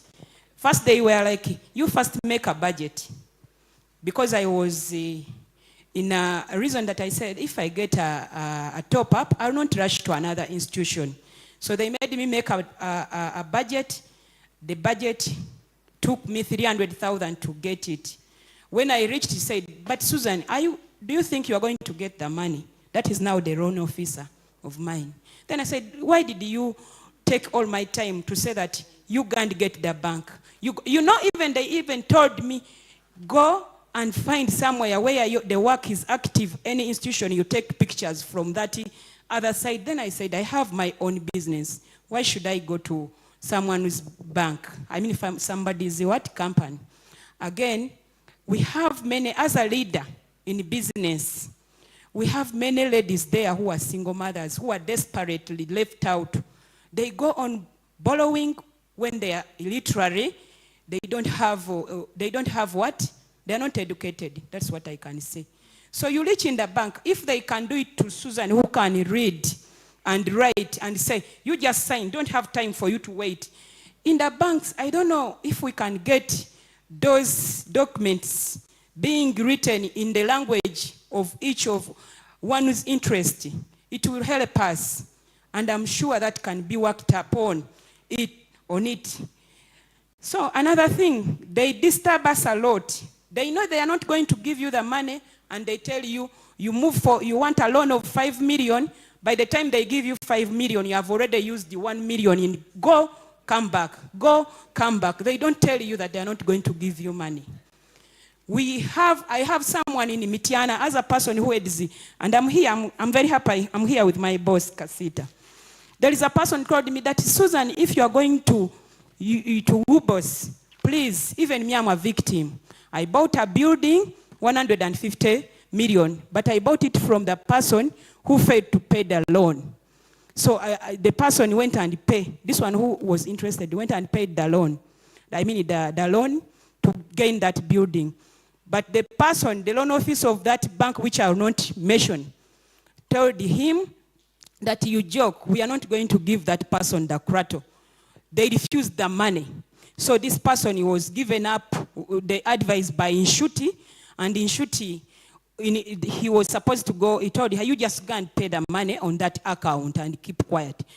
They have refused to give that person the krato, and he does not owe them any money. So we need a follow-up on that quickly. If we are not there, you banks, let me tell you, you are not there. We are the clients. You have taken our things. Recently, they wanted me to sign in my mother bank. They wanted me to sign that I'm selling my property on 4.5 areas, where I was supposed to pay 530 every month. They said now in April you'll pay 1.2, 90,000. Then in May you'll pay 1.2. Instead of 500, why do you keep on recalling that? When I asked, they said it is a punishment. We are punishing you. Okay. Which punishment is that? Okay. Do you have interest of taking my krato? Okay. I'm asking these ones, you are the bosses of this financial institution. Please, we hope you will work on that. Thank you. We are going Thank to, you so we are much. going to give you an opportunity to have that story in detail. Thank you so much, Mama. Thank you so much. Take the mic the other side. No. It was him who was the first. It will come to you later. Thank you. I'm David Bazwane from Enterprise Uganda. I have two questions. One may look trivial. What is Nshuti? Is it Swahili? What is it? Okay. Yeah. What is Nshuti? Is it a Swahili word? What is it? Then number two, I heard in one of the remarks that all the people on the panel are bankers. My proposal is, and it's from a point of ignorance, that you mix it up and get people like such a lady to be on your team so they can see the problems from their perspective. They have been there. You haven't. Thank you. You're most welcome. Can I have him first, then I can proceed with the other one, and then we shall have another round. Yes, thank you so much. My name is Orko Ambrose, representing the CEO, National of Disabled Persons of Uganda. And on behalf of persons with disability, we have experienced a lot of challenges in relating to financial inclusion. I believe Jackie can bear witness, because we have been working with the Association of Microfinance Institutions of Uganda. I want also to make a reference on a number of meetings, engagements we have made with the Bankers Association around the 20th of February 2023, and then Bank of Uganda, whereby Mr. Atwini has moved out, but you bear witness, where we engaged on several concerns concerning financial inclusion for persons with disabilities. There are barriers that are really limiting persons with disabilities. I personally am spearheading economic empowerment in a formal setting and linking formal services, but we are experiencing a number of challenges. What are the challenges, sir? Those are the, some of the attitudinal challenges in regards to accessing services.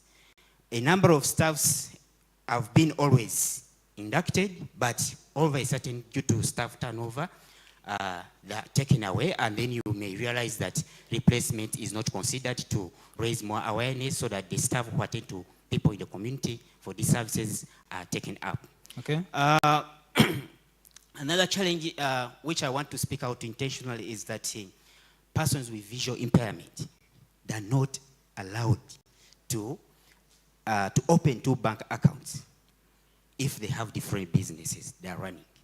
And on top of that, they're not accepted to operate any ATM card, which is the issue of privacy.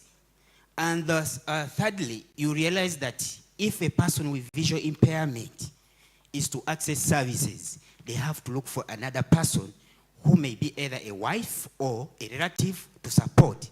And in some certain instances, you realize that these are some of the members who are independent and they can make decisions independently.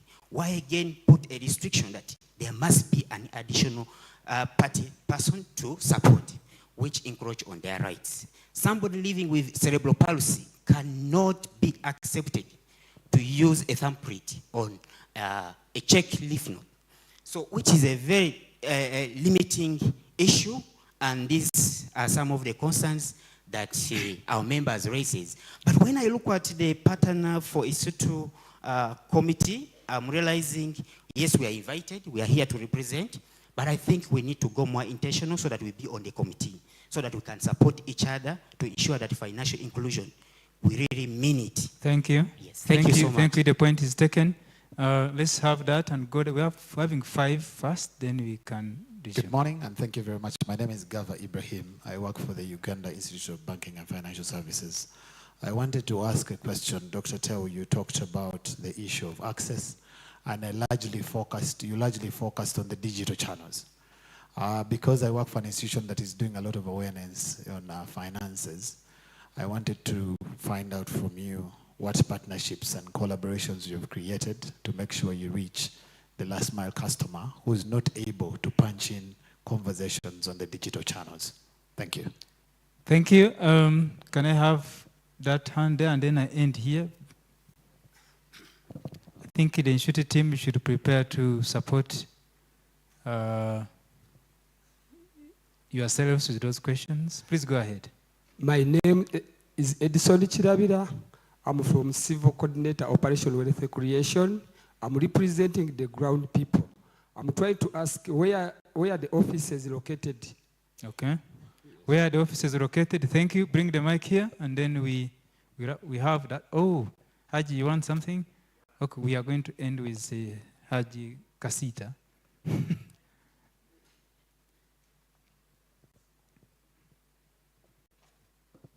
Thank you very much. I'm Dr. Joyce Nalunga, the president of the Female Lawyers Network. Congratulate Nshuti for the launch of this Uganda's first independent financial ombudsman service. I came when I wasn't so sure what I was going to hear, but it has excited me so much. I'm very passionate about empowerment of lawyers, but most importantly, the female lawyers, majority of whom need such empowerment. My question this morning is, should we expect some tailor-made financial education programs for lawyers? And have you factored us in your program? Why? Because we are talking about contracts, different tools that are very critical that lawyers themselves need to understand and appreciate, so that as we handle the customer empowerment strategy, we've also created a legal empowerment strategy specifically tagged to this. Otherwise, thank you very much, Minister of Finance, collaborating with Nshuti. Congratulations. Thank you so much. I think that was, take the mic there. Today, Haji Sakasita, Kasita. Basebo ne bannyabo mbalamusizza. Abasinga obungi Oluganda baluwulira. Eggulo nayogedde nnyo Oluzungu nina odupracticingamu. Nsaba muzikirize njogera Oluganda. Olaba ne Moses mukwano gwange ogwa pusa alumanyi. Moses nkulamusizza n'abalala. Bannange nze ndi excited. I am indeed excited.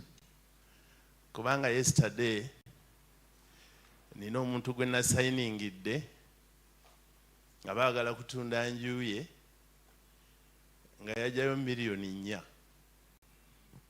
yakasasulako 2-3 naye nagenza okusoma endagaano nga yagamba nti ntunze enju yange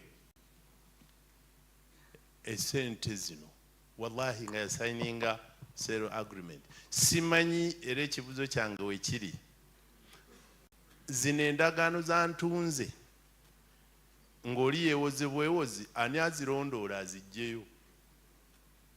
Nshuti Financial Consumer Advisory Center okola ku banka oba ne bamanerenda ekiri wansi awo ku bamanerenda very important financial institutions. I don't know whether supervised by Bank of Uganda. 80% of the agreements they have korato baga nti ntunze. Ani agenda okukikolako? Tunaaba basindikira kubanga ziri banka zo nnyangu. Naye bamanerenda buli afuna esente mu kikuubo agaggawaddemu afuuka manerenda, and that's a fact. Kyokka obuzibu bwabwe gwe bw'oba oyagala obbakakasa gendayo n'emmotoka nga ya miliyoni katugambe 2 wewoleyo miliyoni 10 ng'olina kyogoba ojja kuleka osayininze transfer n'akagambo akaga nti nze Isa Sekitto tunze emmotoka yange aga Katonda mu ggulu ze ziriyo. Nshuti tujaganye nti nayo munaatuukayo. Thank you. Let's no, it's the other lady. Then we shall have another round after the answering. Speak. Please start with your name. We will still have another session, ladies and gentlemen, for question and answer. I'm a bit weak. Allow me to sit. Go ahead, proceed. But 1 minute will not be enough for me because I'm one of the victims. Okay, 2 minutes. Thank you. Granted. I'm Kola Chen Chonowin, Director of African Cereal and Grain Corporation. We are so grateful that finally it has launched, and people Uganda should know this is very important. And it was long due that we have such an organization. I am so glad and I'm happy today. Actually, I am the happiest person today that this initiative, it is launched today of Nshuti, means a lot to some of us of what they stand and advocate for. Before I came to Nshuti, I was almost dying with hypertension because I was almost losing all my property.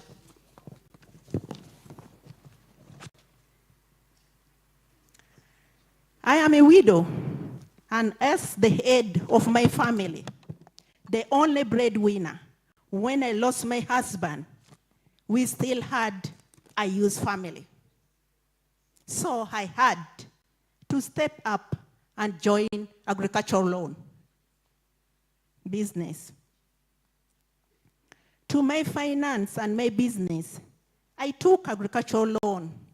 And as you know, most of us are not well versed with banking and loan. So I read, I signed to the terms and conditions of the bank. I then invest the money in business and was able to meet some of my target, able to meet some of my targets, goals, which were to supply to UBL breweries. But as you know, you cannot predict the future.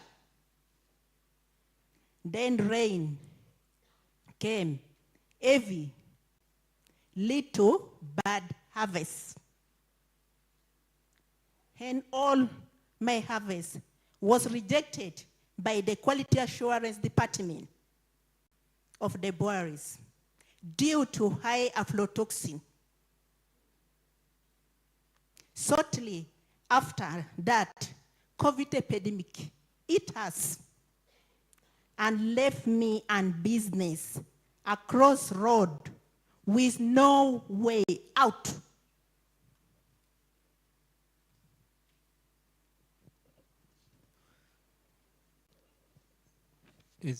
So, after this, I developed hypertension because I was lost. And upon this, I was advised by a friend to consult Nshuti group, which I did. After consultation, I find out a lot of error in my loan agreement. Summarize for us those issues. Summarize for us the issues. Yes. One, I was the only director of the company whom the property was taken, yet in the loan agreement, all the director pledged that property. That is to say, we are actually 4 directors. 2, my property was 3 plots, but the loan officer only put 2 in the loan agreement. But I took 3 land titles of the plots. 3, my plots are cost more than what the bank gave me. X, they were undervalued. When I come to conclusion, this gratitude go to Dr. Teo. Because Dr. Teo made me to realize where I've gone wrong and all this mistake. Because Howard, it has put a smile face on me, and now I'm walking. Because it made me to realize that it has already happened. These are the things of the world. If God said those property will be yours, still will be yours. If God said it's not yours, let it go. Your children need you. Dr. Teo, you are a God giver. Thank you. May God bless you abundantly. Thank you. We can also add our hands together and thank Dr. Teo for you and us. Thank you, Dr. Teo. Yeah, thank you so much for those testimonies and the realities on the ground. I think the number of questions scattered around the table.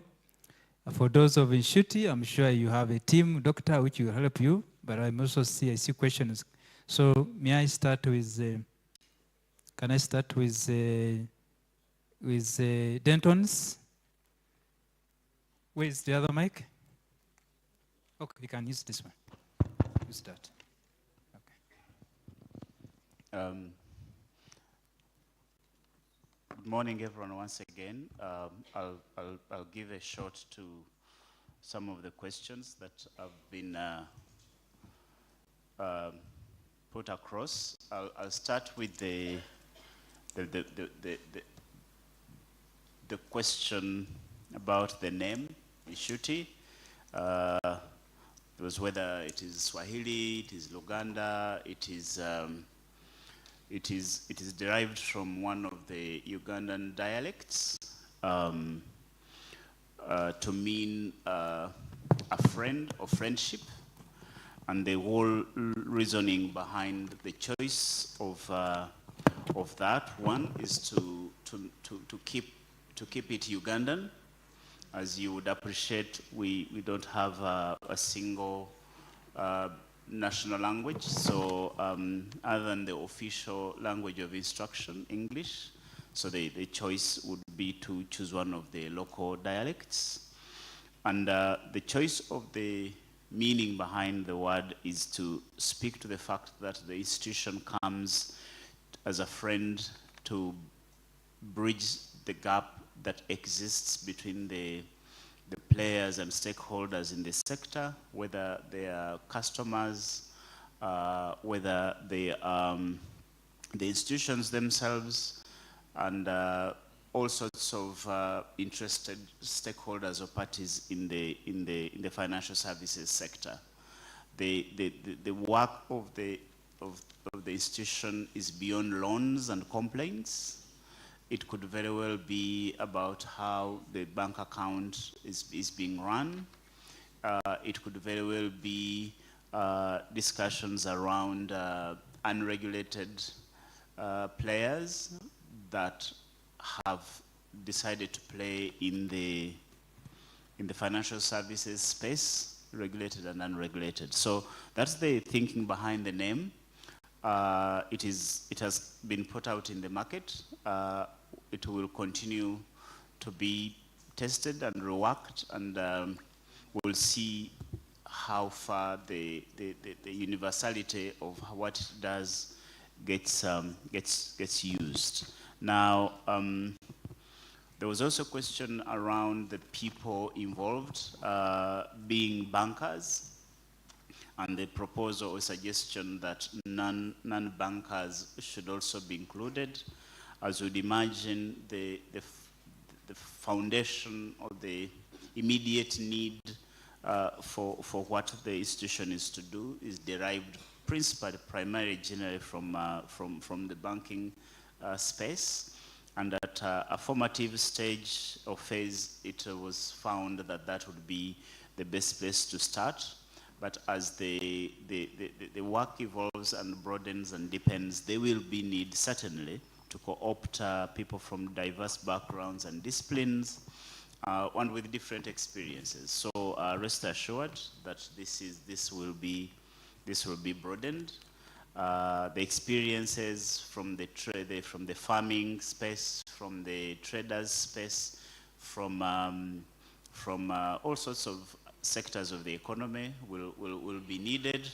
As you will appreciate, not all bankers would understand all sorts of elements of the economy. You'll find someone who doesn't understand how a school is run, crafting a product for schools. Someone who doesn't understand what's happening in the oil and gas business, crafting products for people playing in that space. So different aspects, different disciplines and knowledge bases will be brought together, because this is a long-term job and responsibility that will have to see the sector become fully functional. I noted the comments from the representative of the governor, asking all sorts of questions. What a well-protected consumer in the sector would look like, what would an equitable, inclusive and fair financial services sector would look like. It's an evolution, it is work that will need to be done. What we think now, we may not necessarily hold water in 5 years from now. Things may look different. So as the work goes along, different disciplines and backgrounds will be co-opted. Then there was a question about training for lawyers.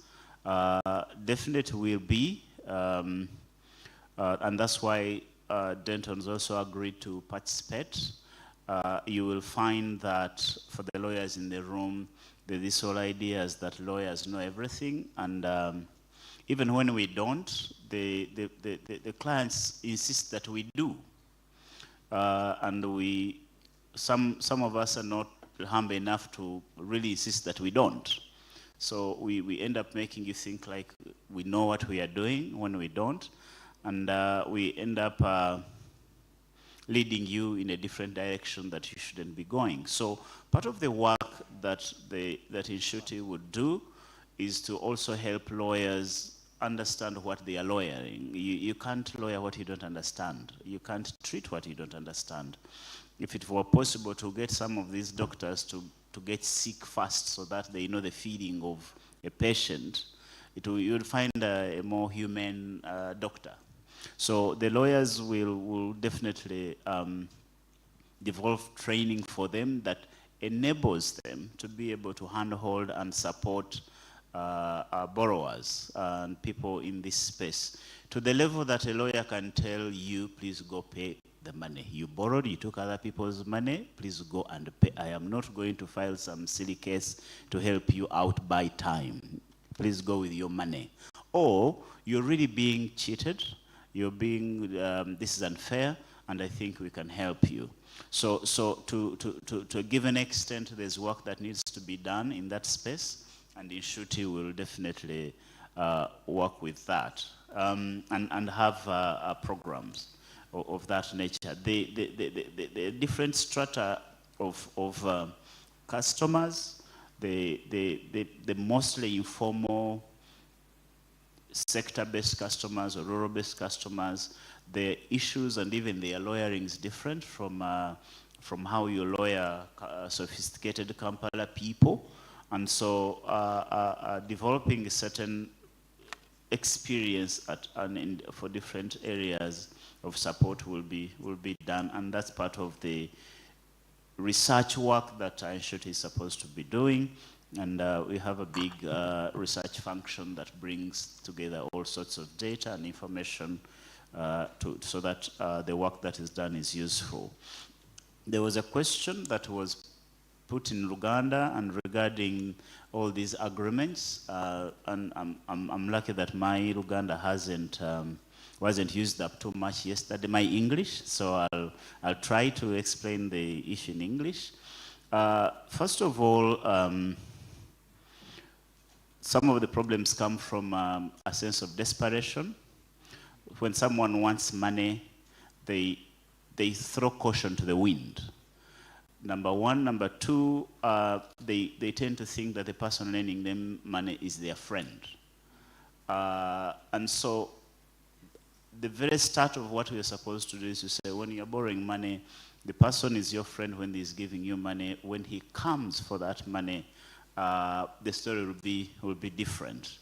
Bankers here have been accused of sending pretty ladies and handsome young men when they are selling loans. And when they are collecting, they send people who look completely different. They are the ugliest, meanest people. But also have to appreciate that when you are selling, it's a different mindset, and when you're collecting, it's a different mindset. You'll use all tricks in the book to get your money back while you want to lend, and that is not uncommon. The primary responsibility rests with the person who is borrowing. One, be sure why you're borrowing. When you're borrowing, why are you signing that you've sold? Even if you've been told to do so, now it's omako webuuze naye neewola tebaki ogamba ntunze. You really don't need to have gone to school to ask that question, unless the document is in a language you won't understand. Then the next question is, why are you signing something you have not understood? Thirdly, even if you've seen the language that you've understood, you've chosen to work on your desperation because you want to get money, and So what's part of the work that Nshuti will be doing is to work through all these different levels. But the issues that this brings up, some of them are pure criminality. From the perspective of the people making money available. So there's a whole space for that. But also you would want to say, Negwadio Tunulawa. I, David Mpanga, goes and borrows money from Mr. Sechito, but I sign that I have sold. With my level of sophistication, how do I even go and say Mr. Sechito cheated me? Okay, so there are bits of this. The director here is a lawyer colleague, signed something he didn't read, and we are supposed to say Ibambi. He even knows what is called small print. So sometimes we throw caution to the wind because we have an outcome we would like to get, and so being required to exercise a level of care, it's unlikely that in the entire spectrum of people you know, there's no one, even in 10 minutes, who you can ask, I'm doing this, what do you think?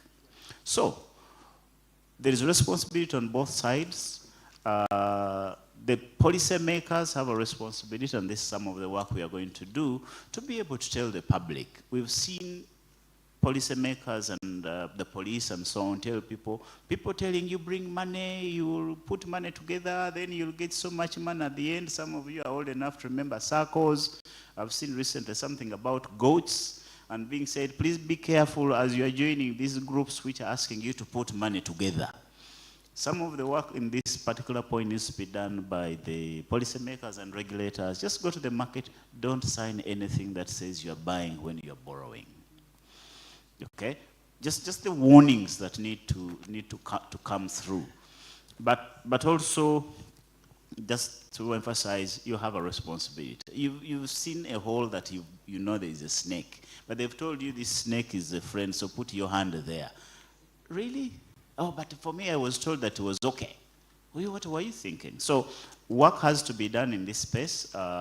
Financial literacy goes to speak to some of these issues, but also the elements that pure criminality and fraud have to be followed with, but sometimes it's not possible to help people out of their own carelessness.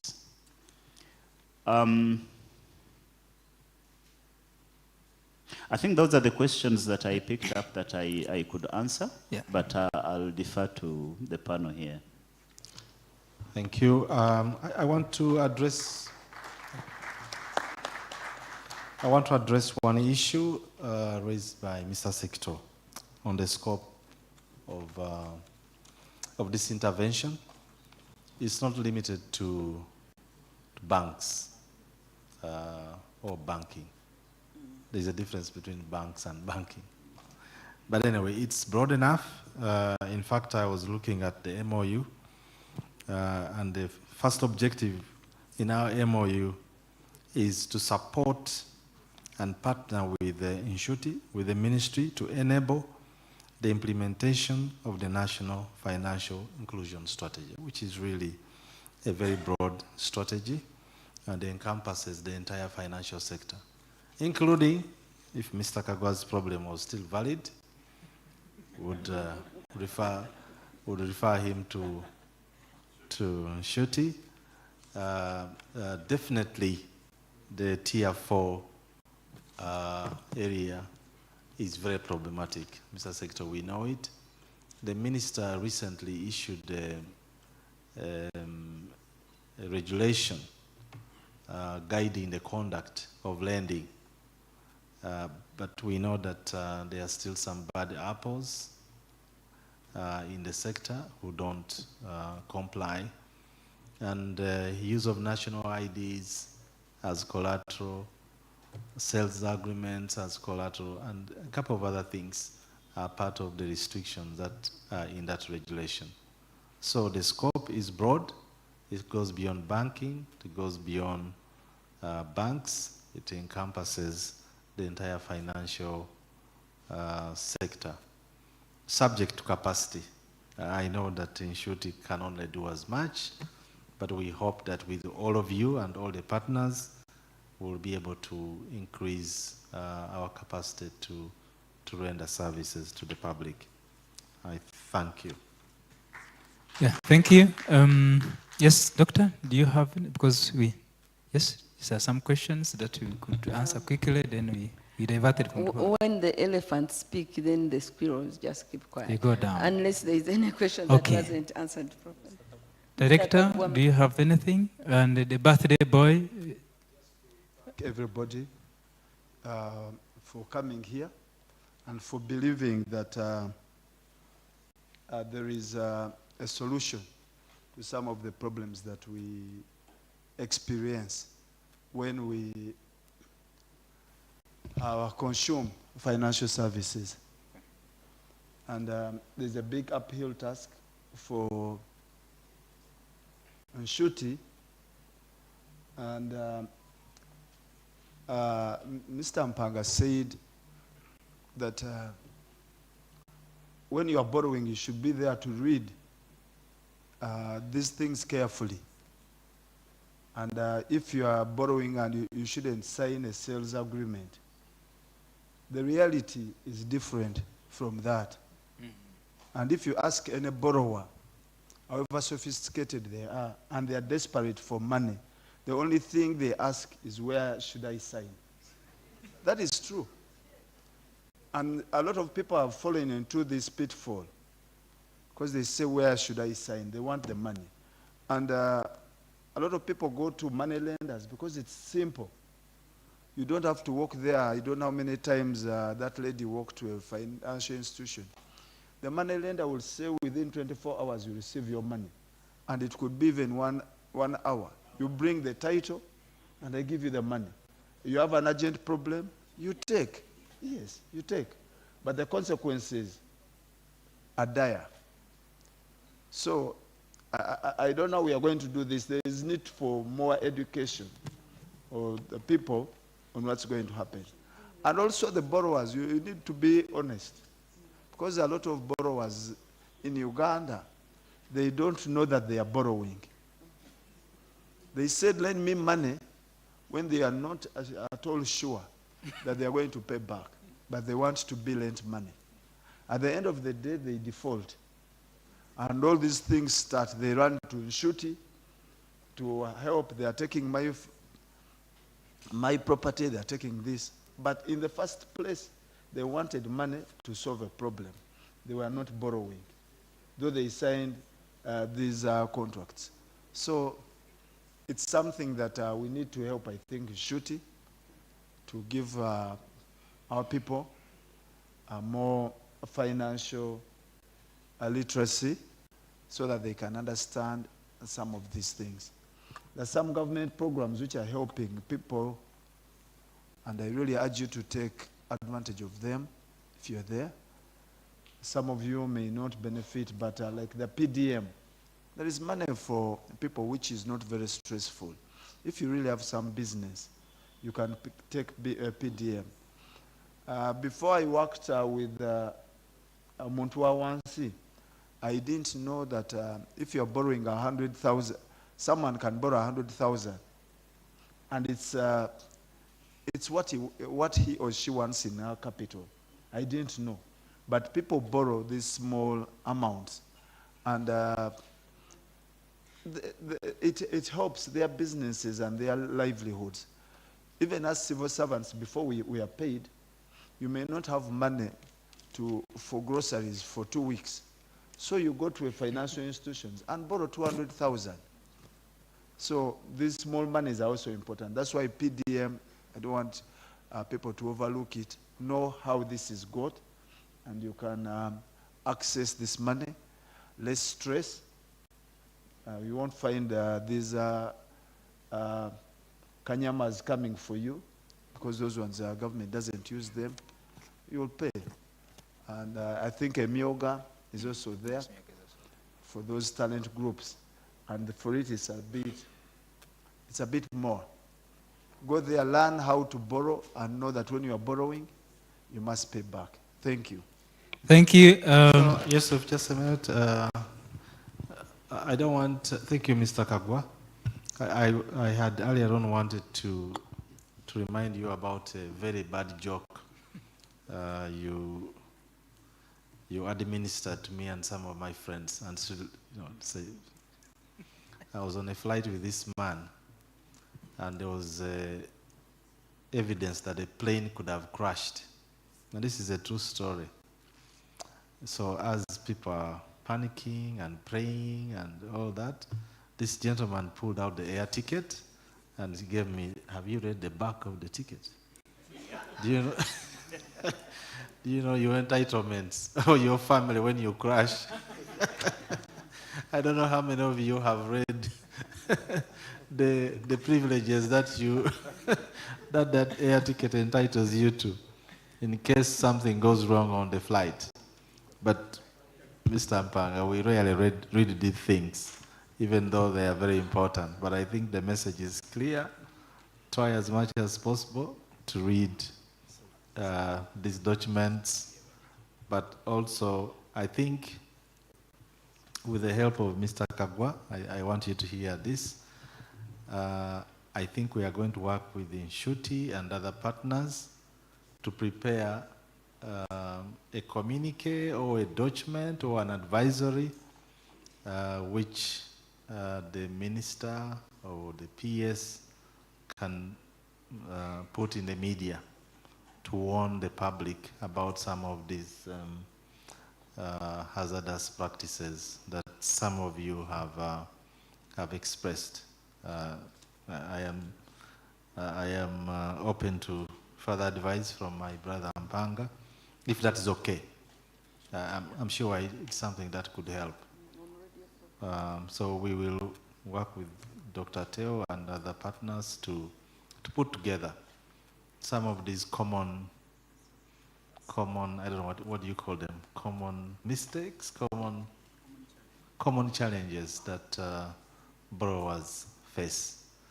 But finally, please don't, the people in this room are not eligible for PDM funds. Mr. Kagwa did not intend to say that go and borrow, because I'm sure all of you are above the threshold. But there are many other programs that government has that you could be eligible for. But I know some of your relatives, you should encourage them to take advantage of PDM. It is a revolving fund, as you all know. Within the parish, the terms are flexible. The profiling is done by the community. Enforcement is by the community. This is something that we should take advantage of.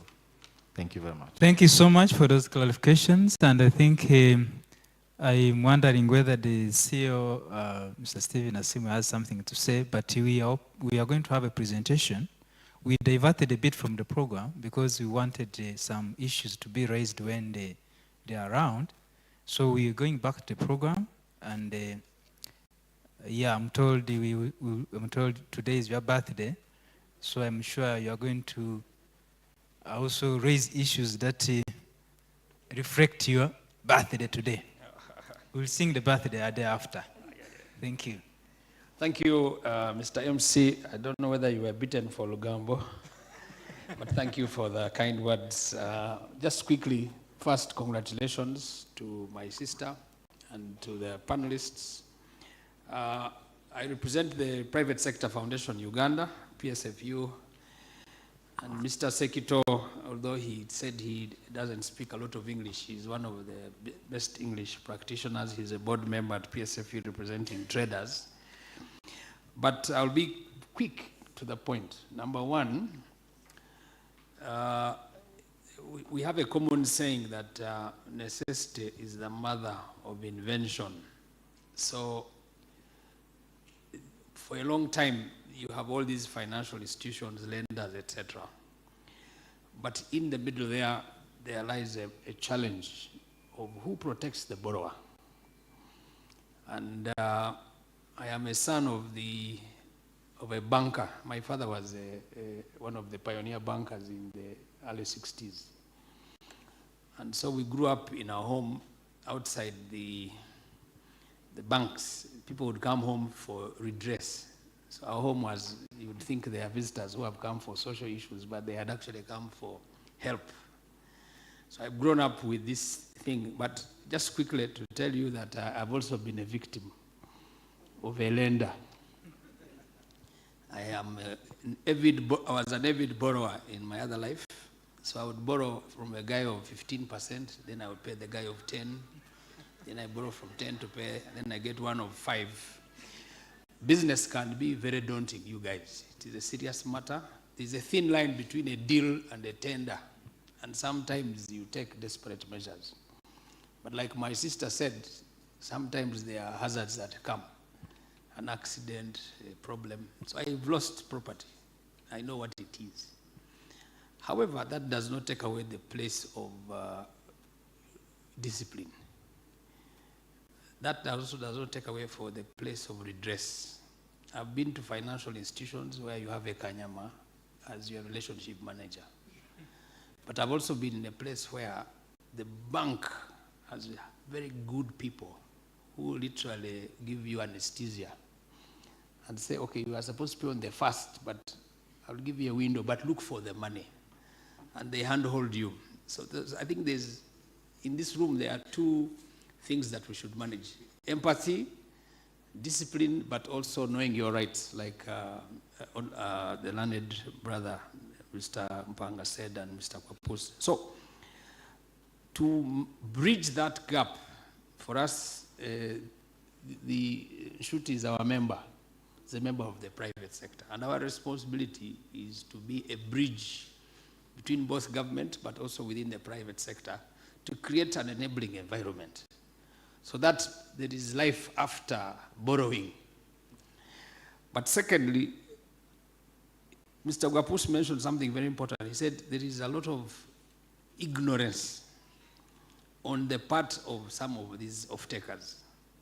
So our work now is to, 1, be the bridge that will educate people. The Bible says that my people perish for lack of knowledge. I have perished many times, I've told you. Because there was that line, they give you 64 pages, so you go through, but because you are desperate, and they tell you to sign every page. Then that line where they say, I have sold, you don't see. The man tells you, signing our no, then you sign. Then when the Kanyama comes, he shows you that last page, he doesn't show you the first ones. So our work is to create awareness, to support you, to handhold you, and also to be the bridge between the borrower and the lender.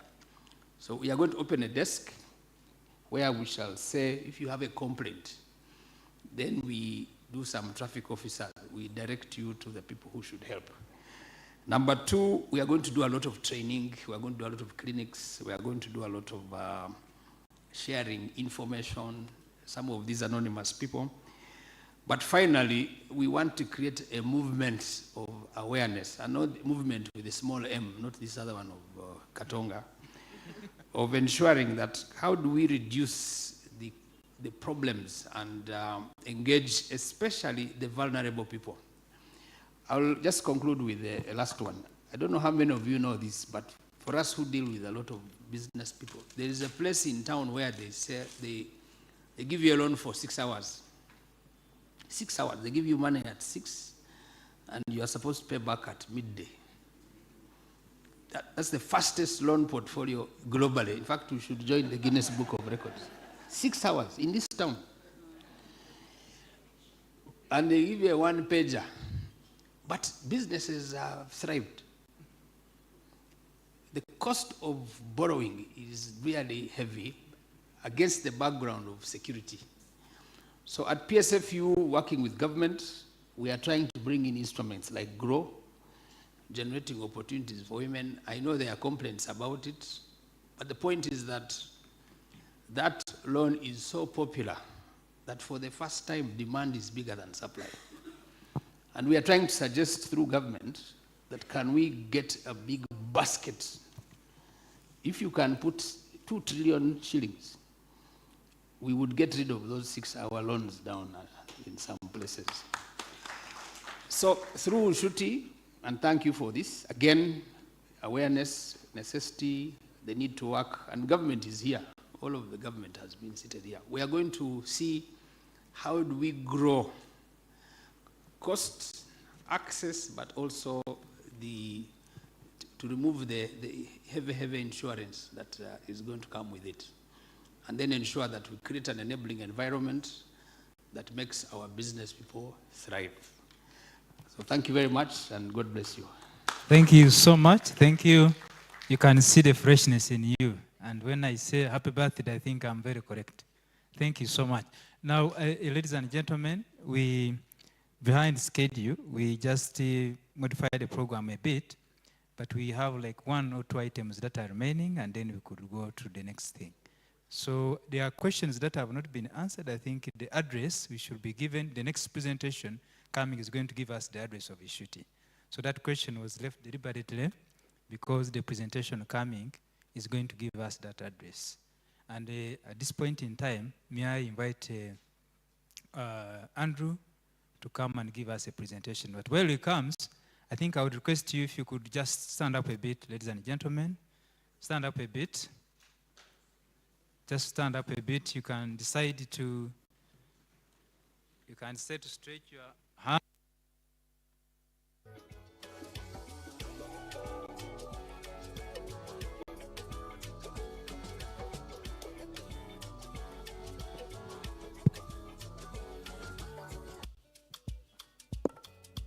DJ, are you becoming a saboteur? I think are you ready? Let's have you can start by our hands. If you have space, you can do what I'm doing. In case you don't have space, you can decide to do this.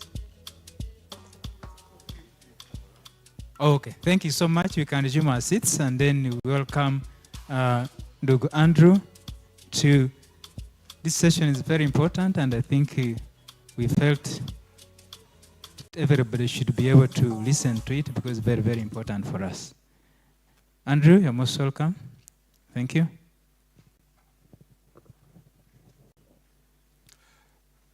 Thank you, Yusuf. Distinguished guests, ladies and gentlemen, protocol observed.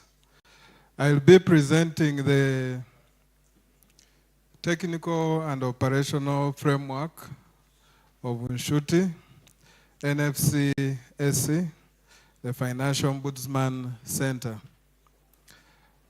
Before I do that, we are asked where are you located. We are located at Solis Courts on Lumumba Avenue. We work with a number of partners, that is Casita.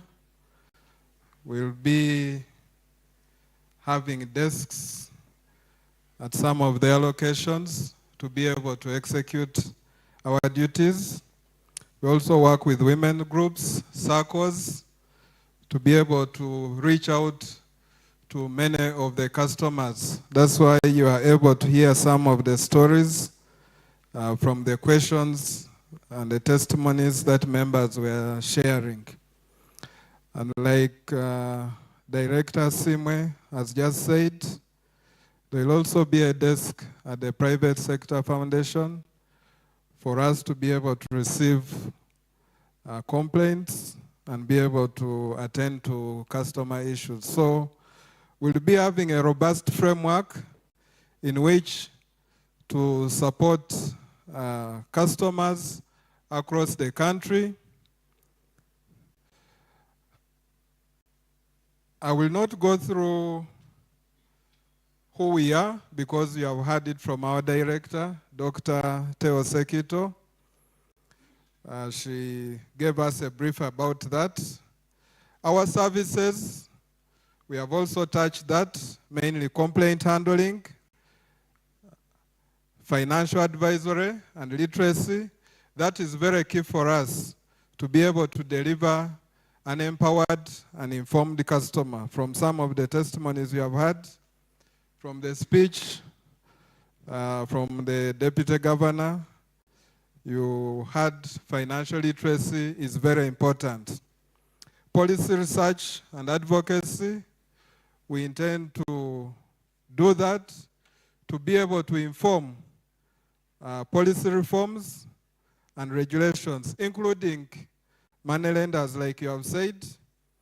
As much as you create awareness, I believe if there is a policy that stops that, it can actually enable some of those customers not fall into those traps.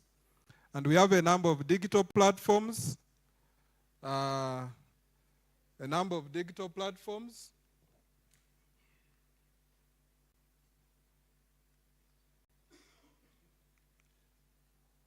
We have a number of digital platforms that we creating to be able to serve our customers efficiently. I carried my laptop because technology can be, I think we leave the screen for now. I can use my laptop here.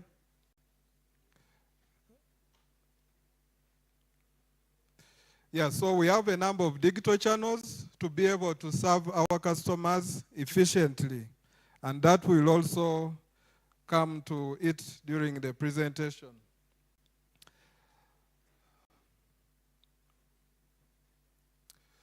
We look at a number of products in the financial space. We look at the loans, we look at agent banking, we look at the card issues. There are a number of customers who face issues with their cards, which include charges.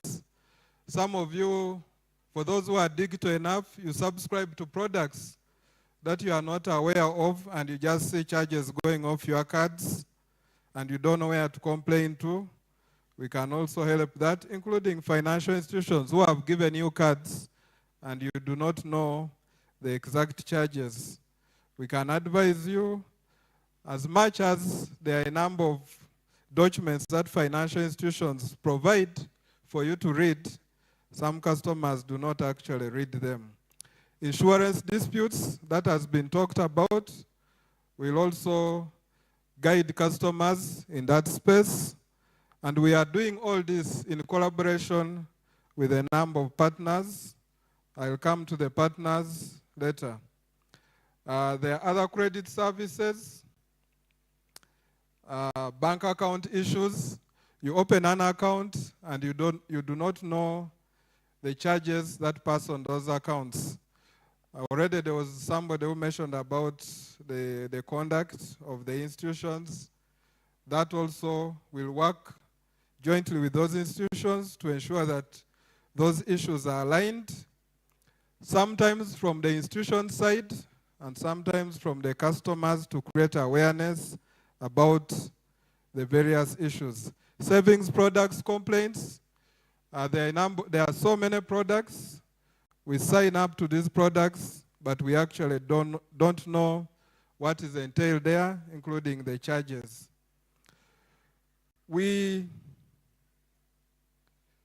Through the formal system, you find that there are a number of complaints that are registered. But there are so many customers out there who do not have the courage to walk into a financial institution or the financial service provider to make a complaint. And that number is the biggest. Out of the 400,000 complaints that I think it was a director from the one representing the PSST said about 400,000. You have about 1 million customers who do not go through the formal channels to complain. And those customers will be creating a platform to be able to reach all those customers. For those who are hearing about this for the first time, the Financial Ombudsman Services, it is not new in the world. It's in a number of countries, and for us, the Uganda chapter, we have benchmarked on a number of countries, South Africa, India, the UK, Australia, to be able to come up with a model to efficiently serve customers. Recently, we were at AMFU, and thank you, AMFU, for giving us the opportunity to interact with you. Jackie, the director, asked us how would we ensure that we do not duplicate what other institutions are doing. How will we ensure that we do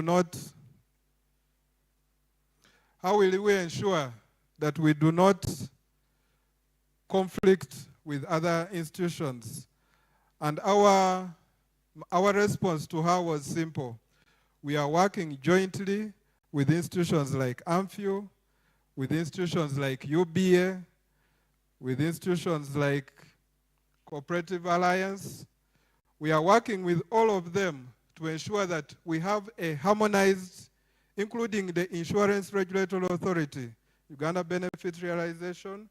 We are working with them to ensure that we have a harmonized, uniform complaint mechanism in which to address customer issues within a given time frame that is satisfactory. And on some of our benchmarks from the best in the world, it's about 30 to 90 days to ensure that customer issues are resolved. Our objectives with our responsibilities to the MOU have already been talked about as Nshuti, and one of them is to establish a consumer protection and complaints handling mechanism for the overall financial sector development. That's across the country. Mobilize resources to implement this MOU. So when we write to most of you as stakeholders, wanting to bring to you our idea of the financial ombudsman, please open your doors for us, because it's one of the steps that we are working to ensure that the financial ombudsman is fully implemented across the country. Develop a management information system that will facilitate ease of tracking all services offered. This is to ensure that we are able to do clear analysis, pick customer perspectives, and be able to inform improvements in policy and regulation. Establish reporting mechanisms. The governor representative talked about it. How will you ensure that you have a clear monitoring and evaluation matrix framework? And that we already have it in place, including all the things he talked about. Empower and build capacity for consumers towards making informed decisions. Advisory is our key take to the customers. All the issues that you hear customers mentioning, including the questions that have already been asked and those that are going to be asked in the next session, the key thing is to get the customers to be informed. And we are going to do this in all languages. We are going to use all channels available. We are going to use some of the modern channels that include TikTok and YouTube and WhatsApp. If you notice, almost every morning as you turn on your phone, nowadays you find people trying to watch something funny or interesting. We are going to make financial education interesting, funny for everybody to want to know what is happening in the financial space. That way, we believe we'll create an informed customer. Whether you go to my village, deep that way in the Mount Elgon Hills, you'll find a customer, you'll find an individual that is watching a video on TikTok, or on YouTube, or on WhatsApp. They even sit around a tree to watch. If we can divert these messages to the masses, we believe that we'll create an informed population. Share quarterly information with the regulators to be able to provide oversight. Our stakeholders, all of you that have come here, you are invited because you are our stakeholders. But some of the key stakeholders that we have been engaging throughout this process were the Ministry of Finance as the father of this, a director said that. Ministry of Trade, the owners of the Consumer Protection, Ministry of Gender, Labor, Social Development, Ministry of Justice, Office of the Prime Minister. Bank of Uganda is also our stakeholder. We have engaged. Capital Markets Authority, Insurance Regulatory, UBRA, and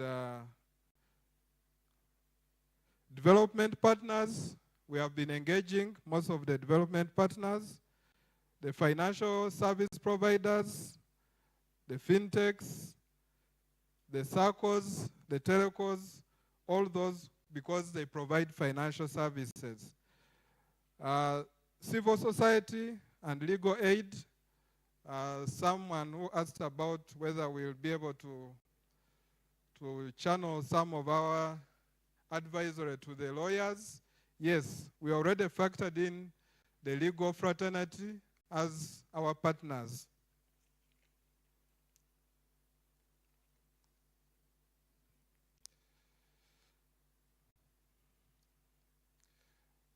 Our success stories. We have handled over 100 complaints this year alone.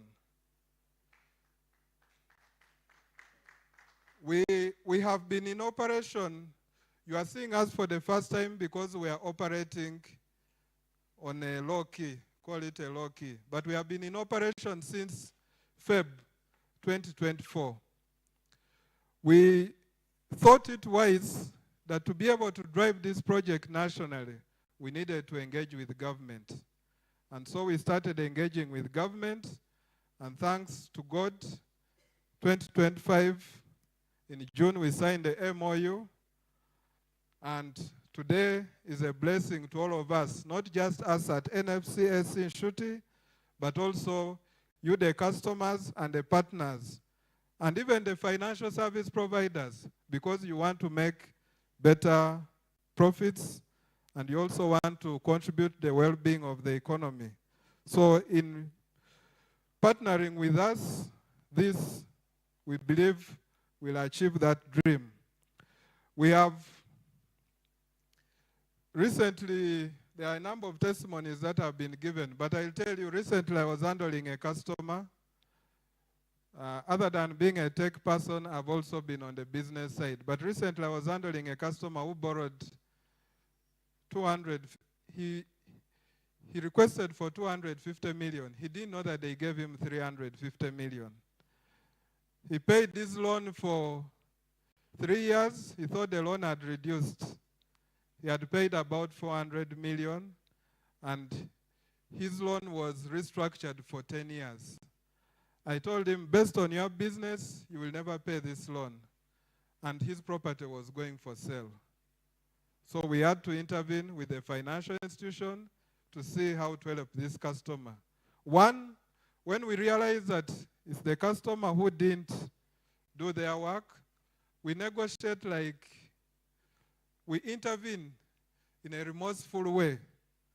We reach out to the bank and we said the customer was misadvised and would like the bank to be able to support the customer in restructuring the loan and get the loan back on track.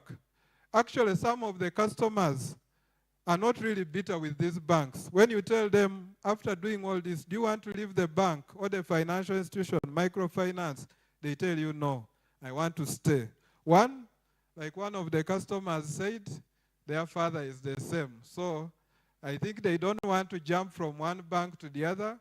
They are willing to stay as long as the bank helps them improve their situation.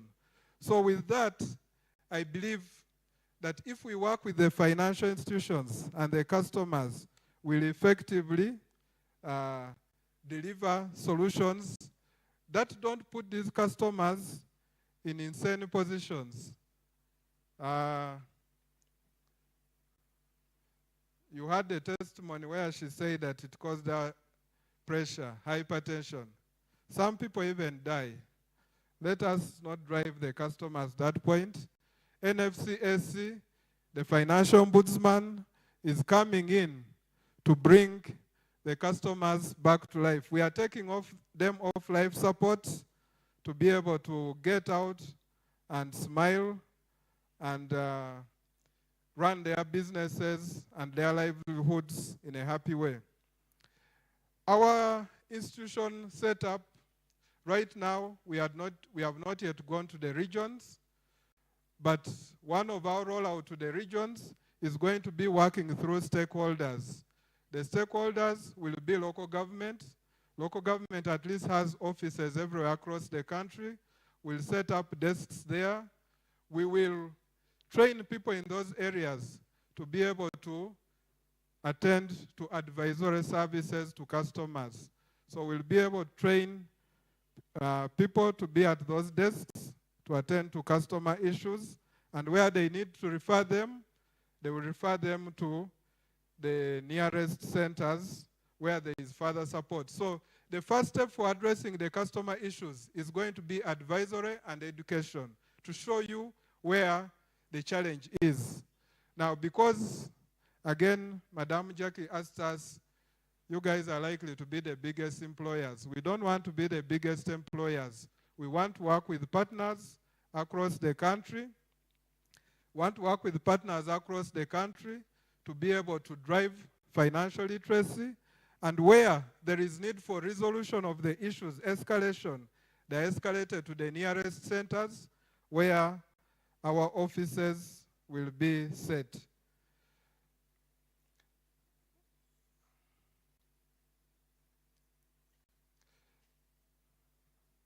Our key features in rolling out nationally is to ensure accessibility.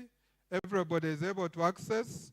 And if you are not able to, we'll have all the social media channels and call center to be able to reach you. The standard rules and complaint handling process to make sure it is standard across. Independence, to ensure that we are independent and partial in handling the customers. Efficiency, to ensure that we resolve customer issues within 30 to 90 days. That is the standard we have set for now. If we go above it, we'll be able to adjust because we are also human.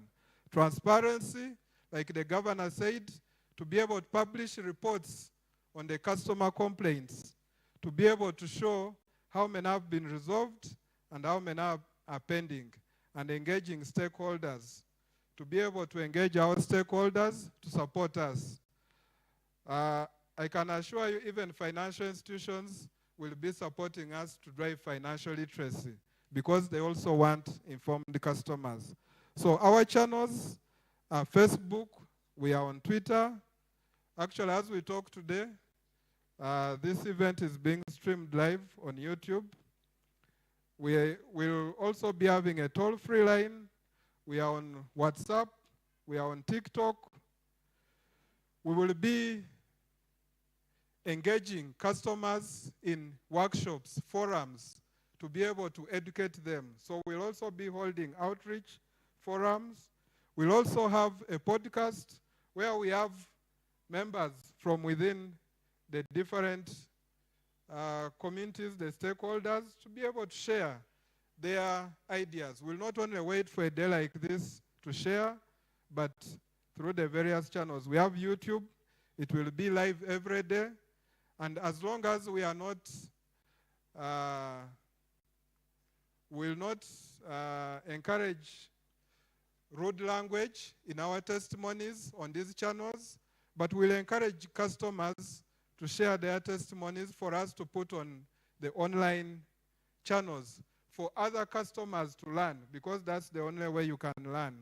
We'll have the newspapers for publishing. The commissioner talked about it, about the guidelines to ensure awareness.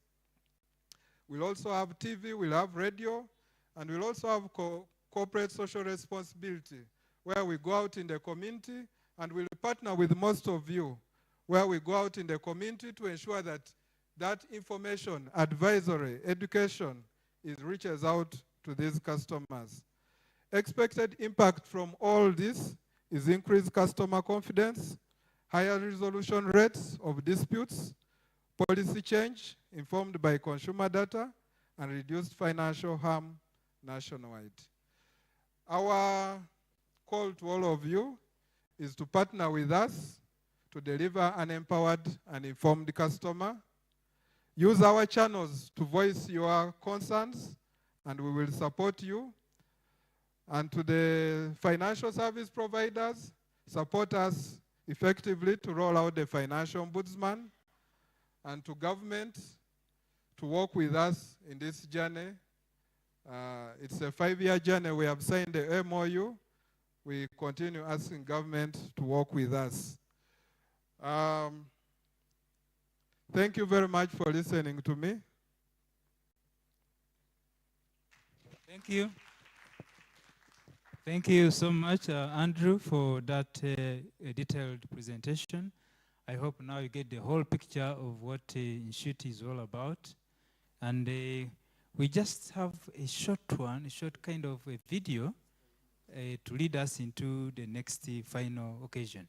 Let's have a short video just giving us what exactly happens on the ground. We've got testimonies here, but there could also be others. Just a short one, like 3 minutes, then we can have another occasion. Please, we are ready to watch the video. Could you please project it? In Uganda's evolving financial landscape, the voices of everyday consumers reveal a shared struggle, confusion, unfair practices, and a lack of reliable avenues for redress. Across cities and rural communities alike, individuals and small businesses face obstacles that threaten their financial security and trust in the system. This growing need for a dedicated financial ombudsman has become clear through the heartfelt stories of those directly affected. This video brings together powerful testimonials from people who have experienced firsthand the challenges of navigating financial disputes without support. Their experiences highlight why a strong, independent ombudsman is essential, not only to resolve conflicts, but to empower citizens with fairness, transparency, and protection. Through those voices, the urgent call for a trusted financial advocate echoes across Uganda, underscoring the vital role such an institution can play in building confidence and inclusivity in the nation's financial sector. We all know in running our businesses, one of the factors that do contribute to either business growth or business downfall is actually financing. And when it comes to financing, the kind of financing that you're having, the source of financing, the purpose of financing, the content of the financial, they all do matter. On a sad note, we did a survey as partners with the New Faces, New Voices, and we realized that actually 68% of the business players usually get financing from different sources but never pay attention to these financing documents. They never pay attention to the details. They simply get money, start paying off, not even knowing what they signed for. And guess what? At a point where business challenges set in and financing is incapacitated, that's where our people start, tracing what they actually signed. As a business lady, I have been borrowing some money from some banks, and I am a victim myself. I have failed at a certain time to pay off my loans, and I went in arrears, but the way I was treated, I have found that it is the bank, my mother bank itself, that has made me become a multiple borrower without my knowledge. Because even when I failed to pay them, they advised me to Gandhi, borrow from other people or borrow from any other institutions to pay their loan, which I refused. I went on by saying that I wanted top up, which they didn't do, but they just made me say, we shall give you the top up, make a budget. After making budget to go to them, they said, but we are not going to give you money. Then I rushed to another banking institution, only to know it someone from outside the bank, they told me, Nanyonjo, you made a mistake. You wouldn't have done that. Now this means you are a multi-borrowers. So how can I access such information from outside than getting it from the financial institutions? So from here, I appeal to the Governor of the Bank of Uganda. It is my pleasure that now you are allowing such private sectors to come and hit on the problems that we are getting on ground. Dr. Teo and the Nshuti financial advisors, they have helped us a lot. Nshuti nagisanga mu seminars ziba tuyita ku ma TV nenga nenzisanga nagisanga Lugogo nasanga omutyago ta Dr. Teo naginyingizaamu ne mubuuza kubanga bwe yasomesa kyankwatako nnyo ng'ayogera ku bintu bya banka ate nga bwe badde ntambula mu komite yange nga ndaba nti abantu banyigirizibwa ne banka nga zibanyigiriza nnyo okuba nti nno batwala ebintu byabwe ne basayiningisa ebintu bonsi tebabimanyi bonsi tebasobodde kubisoma bulungi dokumenti yonna bonsi bwe ziberema ssente tomanyi bwakuddukira naye kati twafunye ekiddukiro ekya Nshuti abali bagenda twalibwa bwako amataka babayamba wali bagenda twalako ennyumba abadde mu Freedom Market bamuyambye omukyalo oyo wali yali mu biva mu ntuuyo bamuyamba bangi sijja bamenya. The Ombudsman Center is not here to disrupt your services, but rather it is here to complement what you actually do. When it comes to financial literacy, when it comes to handling of financial complaints and claims that may not reach you as a bank, maybe, but when it comes to the center, because we will be working in partnership with all of you, we would then help you to sensitize these clients on the right things to do. Because at the end of the day, we don't want to trade ignorance of these people, but rather to have legal businesses as we see growth of these businesses. Great thanks to the government of Uganda, to Ministry of Finance, to the governor and all other partners. A call to the president. I mean, these are projects that are aimed at helping the citizens. When it comes to the business community, this is a plus. As Kasita Uganda, we are proud to be associated with the Ombudsman Center, and we pledge total allegiance and support towards its success. Thank you.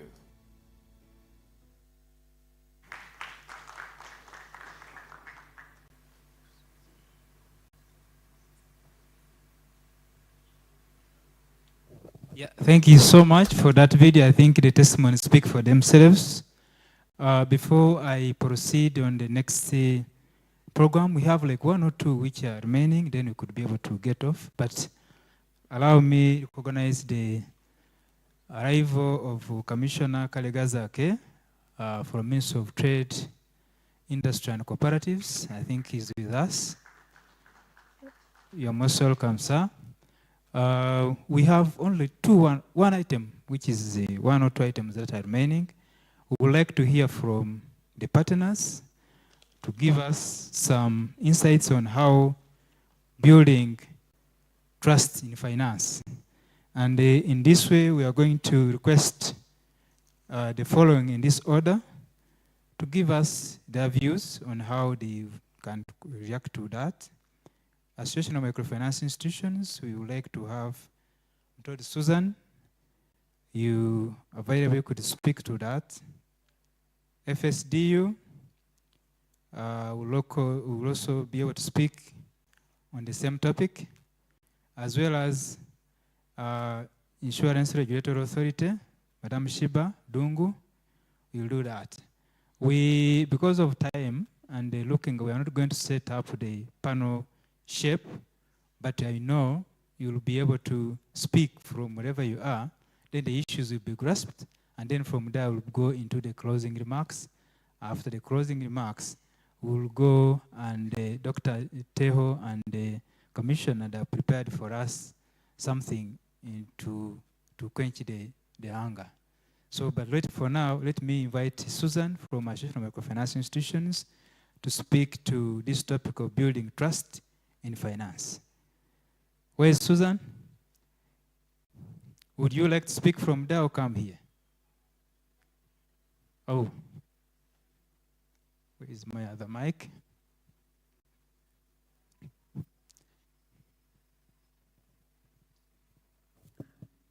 Okay, thank you so much, Yusuf.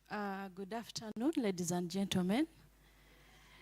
Yes, speaking about gaining trust from customers or consumers of financial service providers, it is very key and important for us to note issues of transparency and accountability as providers of these services.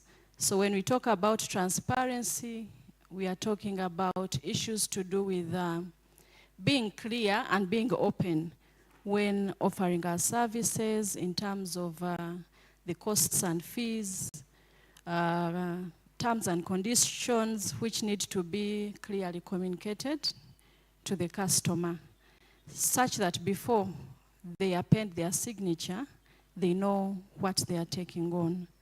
As we have had testimonies already from the people that have spoken earlier. Besides transparency, also financial accessibility is quite important. Under financial accessibility, we are looking at the actual access to the premises where the finances are being provided. Especially, for example, when you look at the underserved communities, the persons with disabilities, how are they going to access the infrastructure where we are providing the services to? Financial access, besides the premises, we are looking at issues to do with ownership of some of the collateral that is demanded. You realize that, for example, yes, please. And you're speaking very important issues.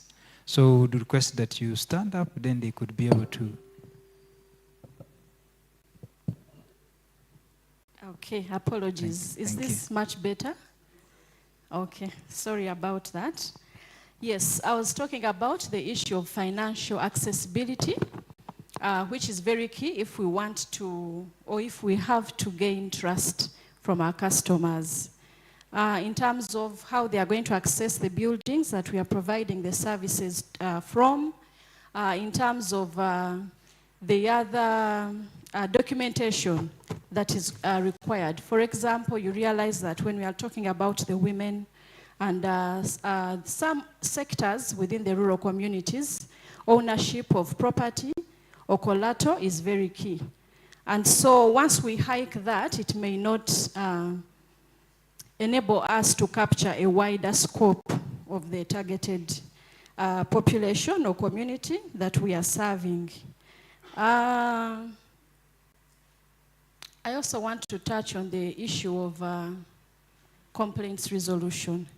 As an association and all the other players, we are quite necessary in this area. It's important for us to have a complaints resolution mechanism in place that is serving and open to hear the matters that are coming from the people that we are serving. Much as that is said, you realize that in some cases, we have a bit of opaque mechanisms. I'm going to give an example of, for example, a suggestion box. I think you will agree with me that in the times we are in right now, a suggestion box may not really work best when it comes to resolving conflict or complaints.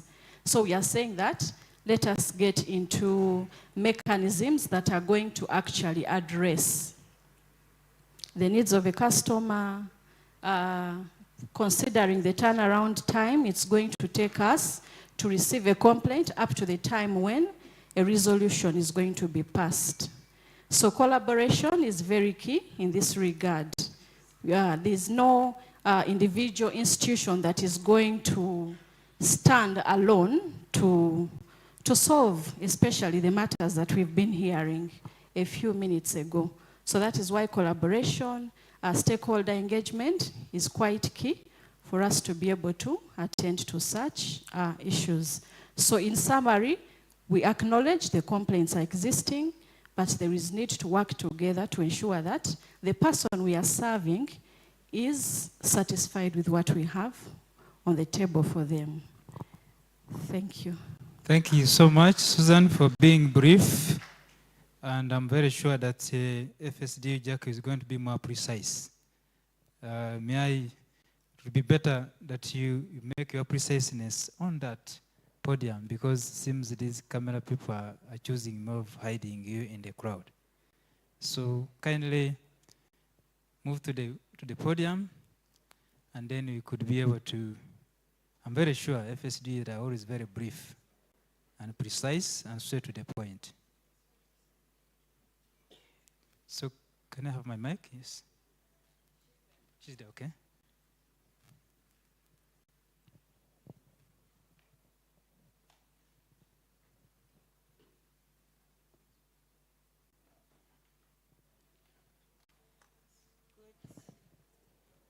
Good afternoon, everyone. I'm very excited to be here and to see the different institutions that are represented in this room. As FSD Uganda, for those who don't know, we are a non-profit organization that was set up by the UK government, and our mandate is to promote or advance universal financial inclusion. So for this topic today, consumer protection, the way we look at it, we have bucketed it into 4 main streams. One is fraud prevention and detection. The other is financial services disclosure and transparency. We also look at over-indebtedness, and then complaints redress mechanisms. Most of the areas have been highlighted by the previous speakers, but I just want to focus on what FSDU is doing in these particular 4 buckets. Under fraud prevention and detection, we are working with the Uganda Bankers Association to promote cybersecurity, awareness, prevention, and detection. And in that instance, we have supported the enhancement of an incident reporting portal. Some of you who are in the financial sector know now that it is a requirement of Bank of Uganda to actually report cybersecurity incidents or fraud incidents every month, whether they've happened or not. As a bank, you are supposed to report this. So we are supporting the Uganda Bankers Association in putting in place this platform and enhancing its capabilities. You might also be aware that they have set up a consortium, an anti-fraud consortium that comprises of pretty much everyone who is in this room. It has regulators, it has financial service providers, it has payments service providers. And there's a lot of work that is going around to support the work in this. One of the things we are doing is we are doing a cybersecurity landscape assessment, cybersecurity and fraud landscape assessment, just to understand the capacity issues, the policy issues, institutional issues, as well as any technological issues or gaps that currently exist that need addressing. I think one of the things that came out, besides the capacity that we do for teaching people about don't share your pins, have different access levels and access controls, we realized that there are some people in the financial sector who are, for example, the judiciary and law enforcement also need a lot of capacity building on how they detect or how they carry out forensics after there's been a fraud within a bank, or even how they handle evidence, and also for the judiciary, how they preside over such cases. So we realized that our capacity building should be more comprehensive than just the limited scope that we had earlier envisaged. I'll quickly run through the other 3 buckets. The one under financial services disclosure. We noticed that there are hidden fees, and I think people have been talking about that. And so we did a behavioral study on digital transparency and informed consent just to understand how consumers interact with digital financial services, whether they actually understand what they are signing up to. And we did a study using 4 use cases. One was e-commerce, another was mobile financial services, the third was ride-hailing, as well as e-betting. And we actually realized that the key fact statements in digital financial services are not clearly understood by the majority of people. And we were advocating for a standardized way of developing these standards. We are working with the Uganda Communications Commission, I don't know if they're in the room, to see how to guide, oh yes, thank you, to see how they can guide mobile financial service providers on creating key fact statements that can be understood by the layman.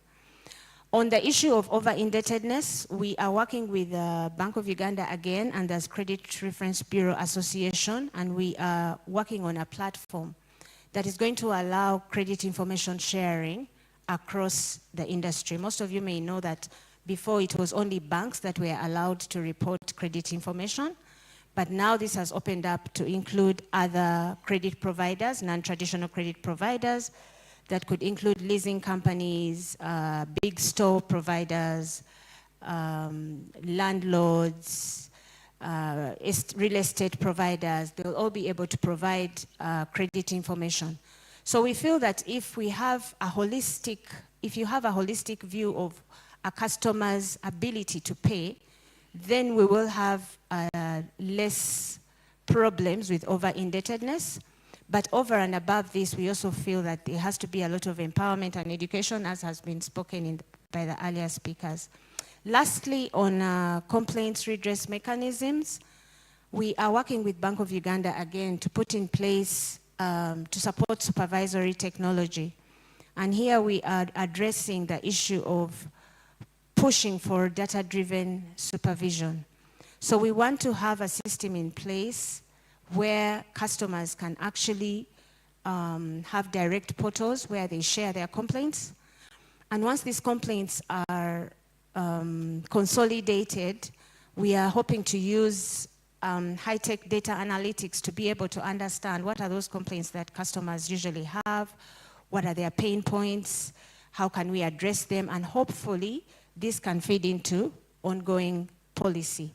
One of the big issues we've realized that even when we come up with research, robust research, translating this research into informed policy still remains a big challenge for us as for policymakers as well as regulators. Going forward, I think what we are looking at is just digging deeper into gender disparities in consumer protection. I think so many reports show that women take the beating around consumer protection. We want to see that we bring up solutions that can build trust and mitigate risk. We also want to work with agents. We want to see how the role of agents can be in promoting consumer protection, improving transparency. We have an ongoing study right now that shows that a consumer's confidence in using financial services is actually becoming more important than their idea of how risky it is to use the financial service. So before, people used not to use financial services because they thought they were not risky. So the trust in terms of the robustness of financial services is growing, but the strength or the confidence of the customers is not growing at the same rate. So how can we work with agents in promoting that kind of building of capacity around those issues? Thank you very much. I had to rush through the idea, the content to meet the MC's time, but I thank you very much for the honor to share our work. Thank you so much. I think you have been so precise and clear. You know, clear points don't need too much emphasis. You just make them and then people understand. And I think we've understood completely. Can I have Era? Can I have Shiba Dungu? For you, I'm very sure you are more shorter than in terms of your communication, as I've seen. You're always issues of insurance as straight and forward. So you are going to be more briefer than the others. Oh, yes. Thank you. I'm sure that 1 and 2 minutes, they are enough for you. Thank you very much. A very good afternoon to you all protocol observed. My name is Shiba Dungu from the Insurance Regulatory Authority of Uganda. And before I begin, I would like to appreciate Nshuti for this opportunity to come to speak on such an important occasion. I will quickly run through the topic of the day, which is about building trust in the financial service sector. So I will speak on the interventions that we are doing as IRA and the entire insurance industry to encourage the industry players to deliver on promise. And those interventions are, among others, first of all, as a regulator, we have issued guidelines. Claims guidelines are in place, and all these players are expected to fulfill claims as per the guidelines in terms of when they deliver the claims. So the other issue is that speaking to complaints handling, what we have encouraged the players to do is that each of them needs to have a complaints handling desk wherever they are, such that they receive these complaints. All that is in a bid to ensure that, you know, we install this confidence in the general public, especially when it comes to insurance. First of all, insurance is delivering a promise, but the promise gets real, or people feel the insurance that we are selling at the point when they are claiming. That is when it becomes real. Before that, they're just hearing about a promise. The other intervention that we've done as a regulator of the insurance industry in Uganda is that we have also ensured that we continuously supervise and monitor how these companies are carrying out the business. And as such, of course, first of all, we issue guidelines in terms of conduct. They're supposed to issue key facts documents to clients. So we move away from saying, you know, every time you buy a policy, they're giving you so many documents, you cannot read through the documents. So as such, we have gone ahead to have the key facts document, just like the banks are doing. It's also being done in the insurance side, and it's speaking to standardization of those policies. It should be precise, summarized for the consumers to be able to understand. Yes, then also I would like to speak about our complaints bureau as a regulator. We have a complaints bureau. One of our mandate is to receive and resolve insurance-related complaints. And as such, each and every time we get these complaints coming in, and we do it for free. We don't charge the customers for bringing in the complaints, and we're in charge of making sure that they're resolved. All that is to build trust in the industry, but also we have what we call the Insurance Appeals Tribunal, that in case they are not satisfied with the rulings that we have made, they can go ahead to the Appeals Tribunal. These are all professionals in the insurance space, and they're able to resolve those complaints. So, of course, that takes away the lengthy court processes, because the people that you're dealing with, first of all, understand the field of insurance. Yes. So among others, of course, even speaking to how fast these claims are processed, faster claims handling. And that has been, it's something that we have directed the companies to do, but also they've leveraged on technology.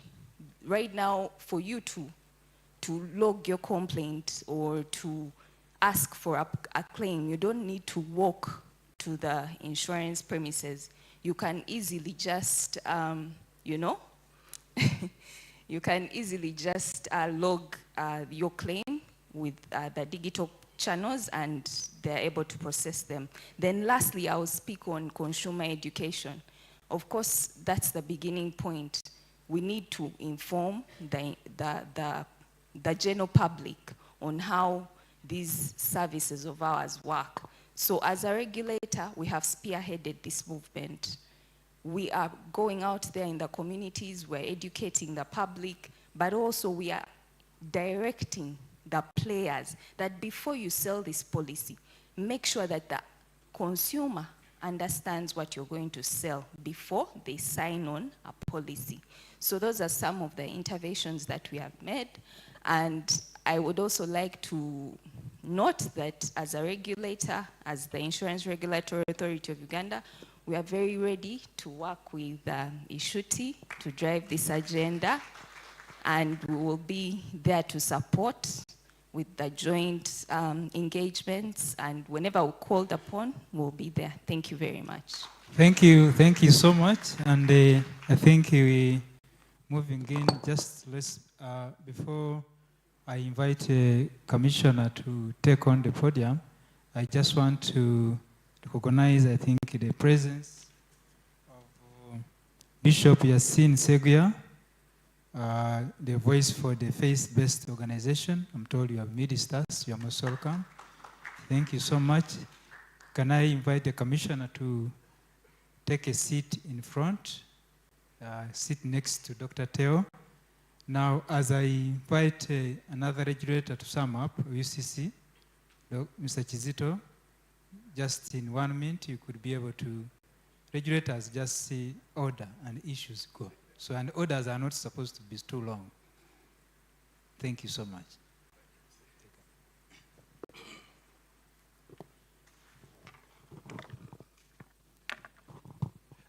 Thank you, MC, for this opportunity. A good afternoon, ladies and gentlemen. Joseph Chizito is my name, from the Uganda Communications Commission. I work as the head of the Consumer Affairs Department. That's the department that protects your interests. I would like to appreciate the ministry and Nshuti for this initiative, simply because where I come from at the Uganda Communications Commission, it's very difficult to extract us from what every other sector does, because our role is an enabling role to all the sectors: trade, agriculture, finance, mention them. So this journey, whenever you start a process, just know UCC is going to be in your life. Nshuti, I want to again congratulate you. Why? Because at UCC, we've been part of the financial inclusion journey. Why? When we started our regulation, there was physical cash. Then we went into digital cash. Once you go digital, just know technology, just know the networks, just know all the infrastructure in the communication sector becomes your road, becomes your tool, and UCC becomes a key stakeholder there. And I'm surprised your presenter did not mention us as one of your stakeholders, partners. Yeah, you reprimand him, eh? Okay. Yeah, that's on the lighter note. So we are happy for this. Why? Secondly, because we've been in the business of engaging consumers. One of the things we've realized that consumers do not have effective redress. As regulators, my colleagues from IRA and many other BOU and the rest, you know, we deal with a service provider. But the consumer does not have that central point. In the business of consumer protection, you're basically talking about fair practices at industry level, service provision, and an empowered consumer on the other side. If it was a football match, just know it is a service provider versus a consumer. So we have to attack the service providers. Please deal with the consumer, and let's make it better. As I conclude, my call is basically going to be, please develop collaboration mechanisms. In so many of these conversations, we talk about collaborations, but we don't define the how, the framework. At UCC, I'm committing this on behalf of my institution, that we're ready to work with Nshuti. Because we have been doing your work. So you're relieving us. Yeah, so we are ready, we are committing. And lastly, I don't know whether it was mentioned, what is the cost of engaging Nshuti? Because when we get these issues, we don't have the answers. Thank you very much, and God bless you all. Thank you so much, UCC. I've always been battling with the question of this issue of airtime, running off very fast, but that one we shall discuss it later. I know you are the champion of that, but I think we should be able to discuss it later. You put there 30th before it has gone. Wow. So I think something we need to be able to discuss in issues of consumer protection. And so it's the messages that we have always been getting. I don't know how far that has gone. There are also issues that we can see that happen. So we need to also bring them on table, and then we can discuss them. Thank you so much. I think we've had a very thorough discussion, unless there is any lingering question. But for now, and given that we are going into lunchtime, we have lunch. Doctor and Commissioner, they have prepared for us a buffet. So immediately in the next few minutes, we should be able to be moving out there and have that lunch. And I just want to, because when I look at the faces, I think all of them are communicating the fact that we should go to the last occasion of this function. Can I just have 1 minute as I wait in the commissioner to come? Then we are now going into the closing ceremony, and then we go for lunch. So just, DJ, just 1 minute of the interview as people prepare to hear from these very important speeches that are going to be closing us in this function. Just 1 minute, and then we should be able to.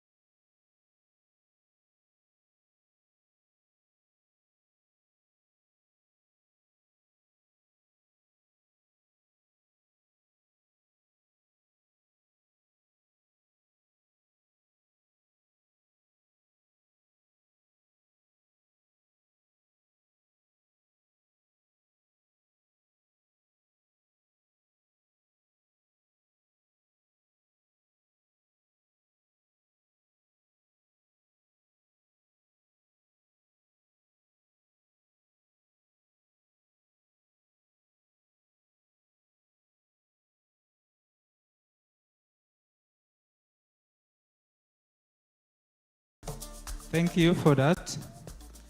You know, when things have gone well, we are about to get into the mood of dancing.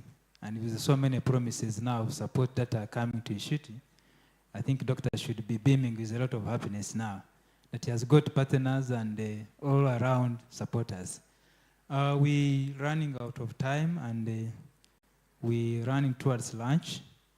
Commissioner, I'm very sure at the point of lunch when you're speaking, it's the time when the things people, they really don't consume so much, the mind runs somewhere. So we don't want to actually delay that process so much. And we're also very aware that you have other things to go and do. And for that matter, I would like to take this opportunity to welcome you to give us the closing remarks of this event. The floor is yours, Commissioner. Yes.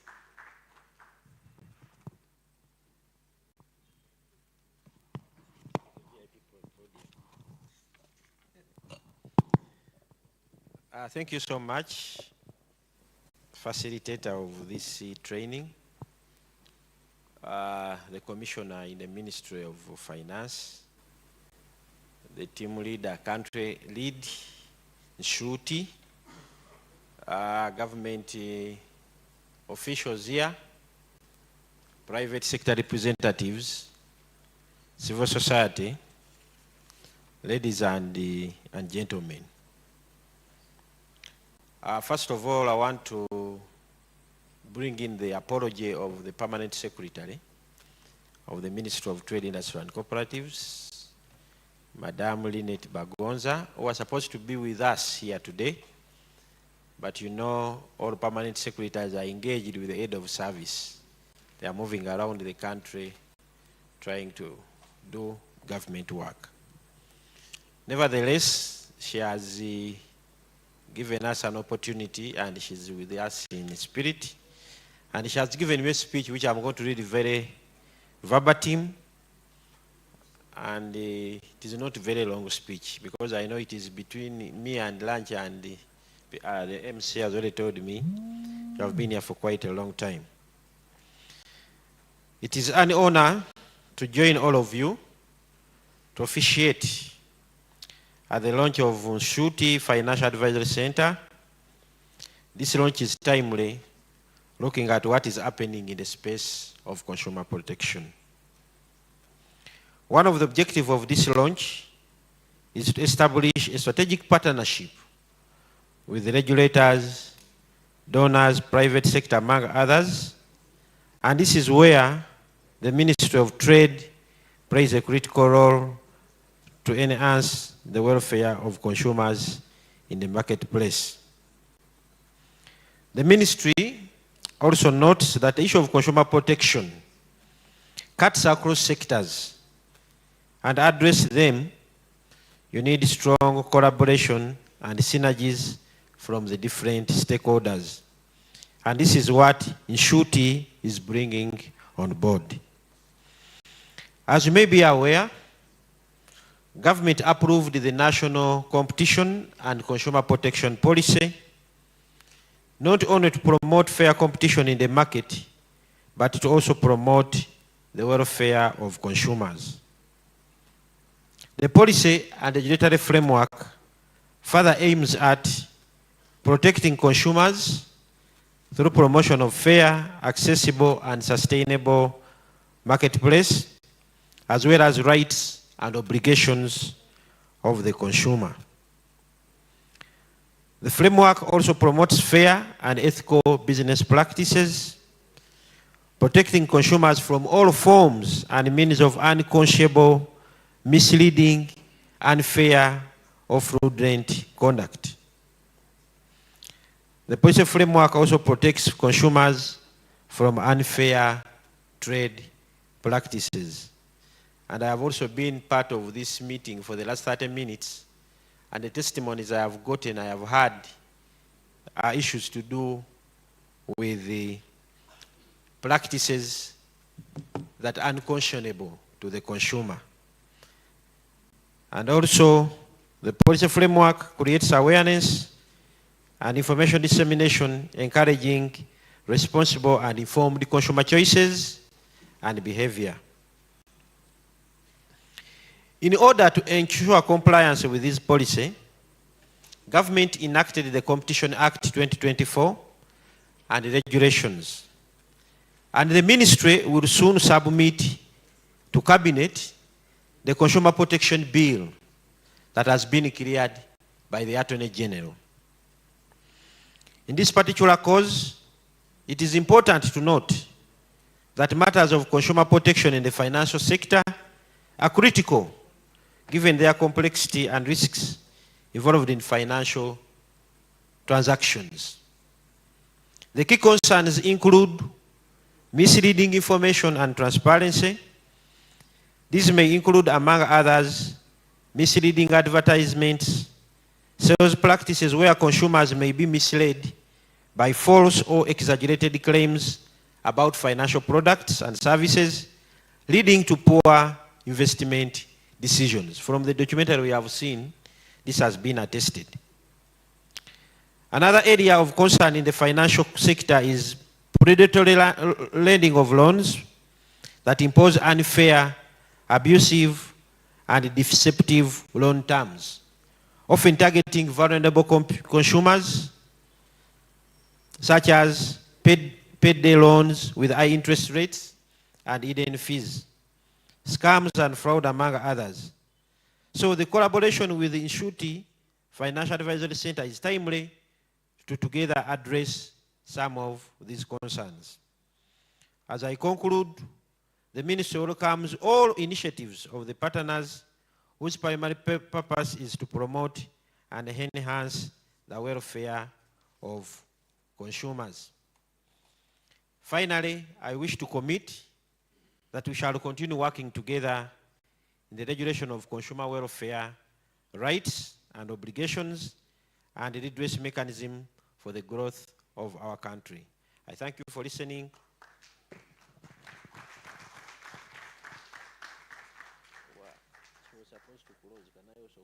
Yes, you're supposed to close us up, And but don't close the lunch.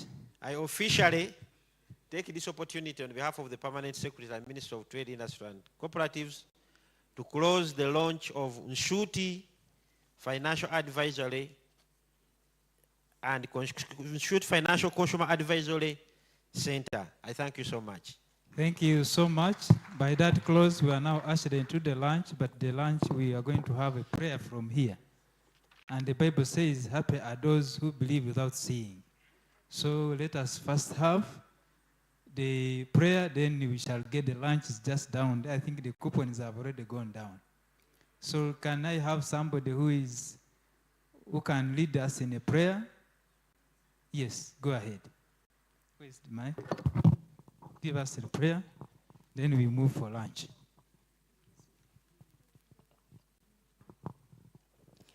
Prayer of the lunch or for the banking institutions? Lunch. Lunch, okay. We are going for lunch down there. Okay, humble yourselves and we pray, friends. Oh God, we are here. We are going to eat our food. As we eat it, please protect us. May the good Lord bless this lunch through the name of our Lord Jesus Christ. Thank you. We flagged off for the lunch. Let the team win it.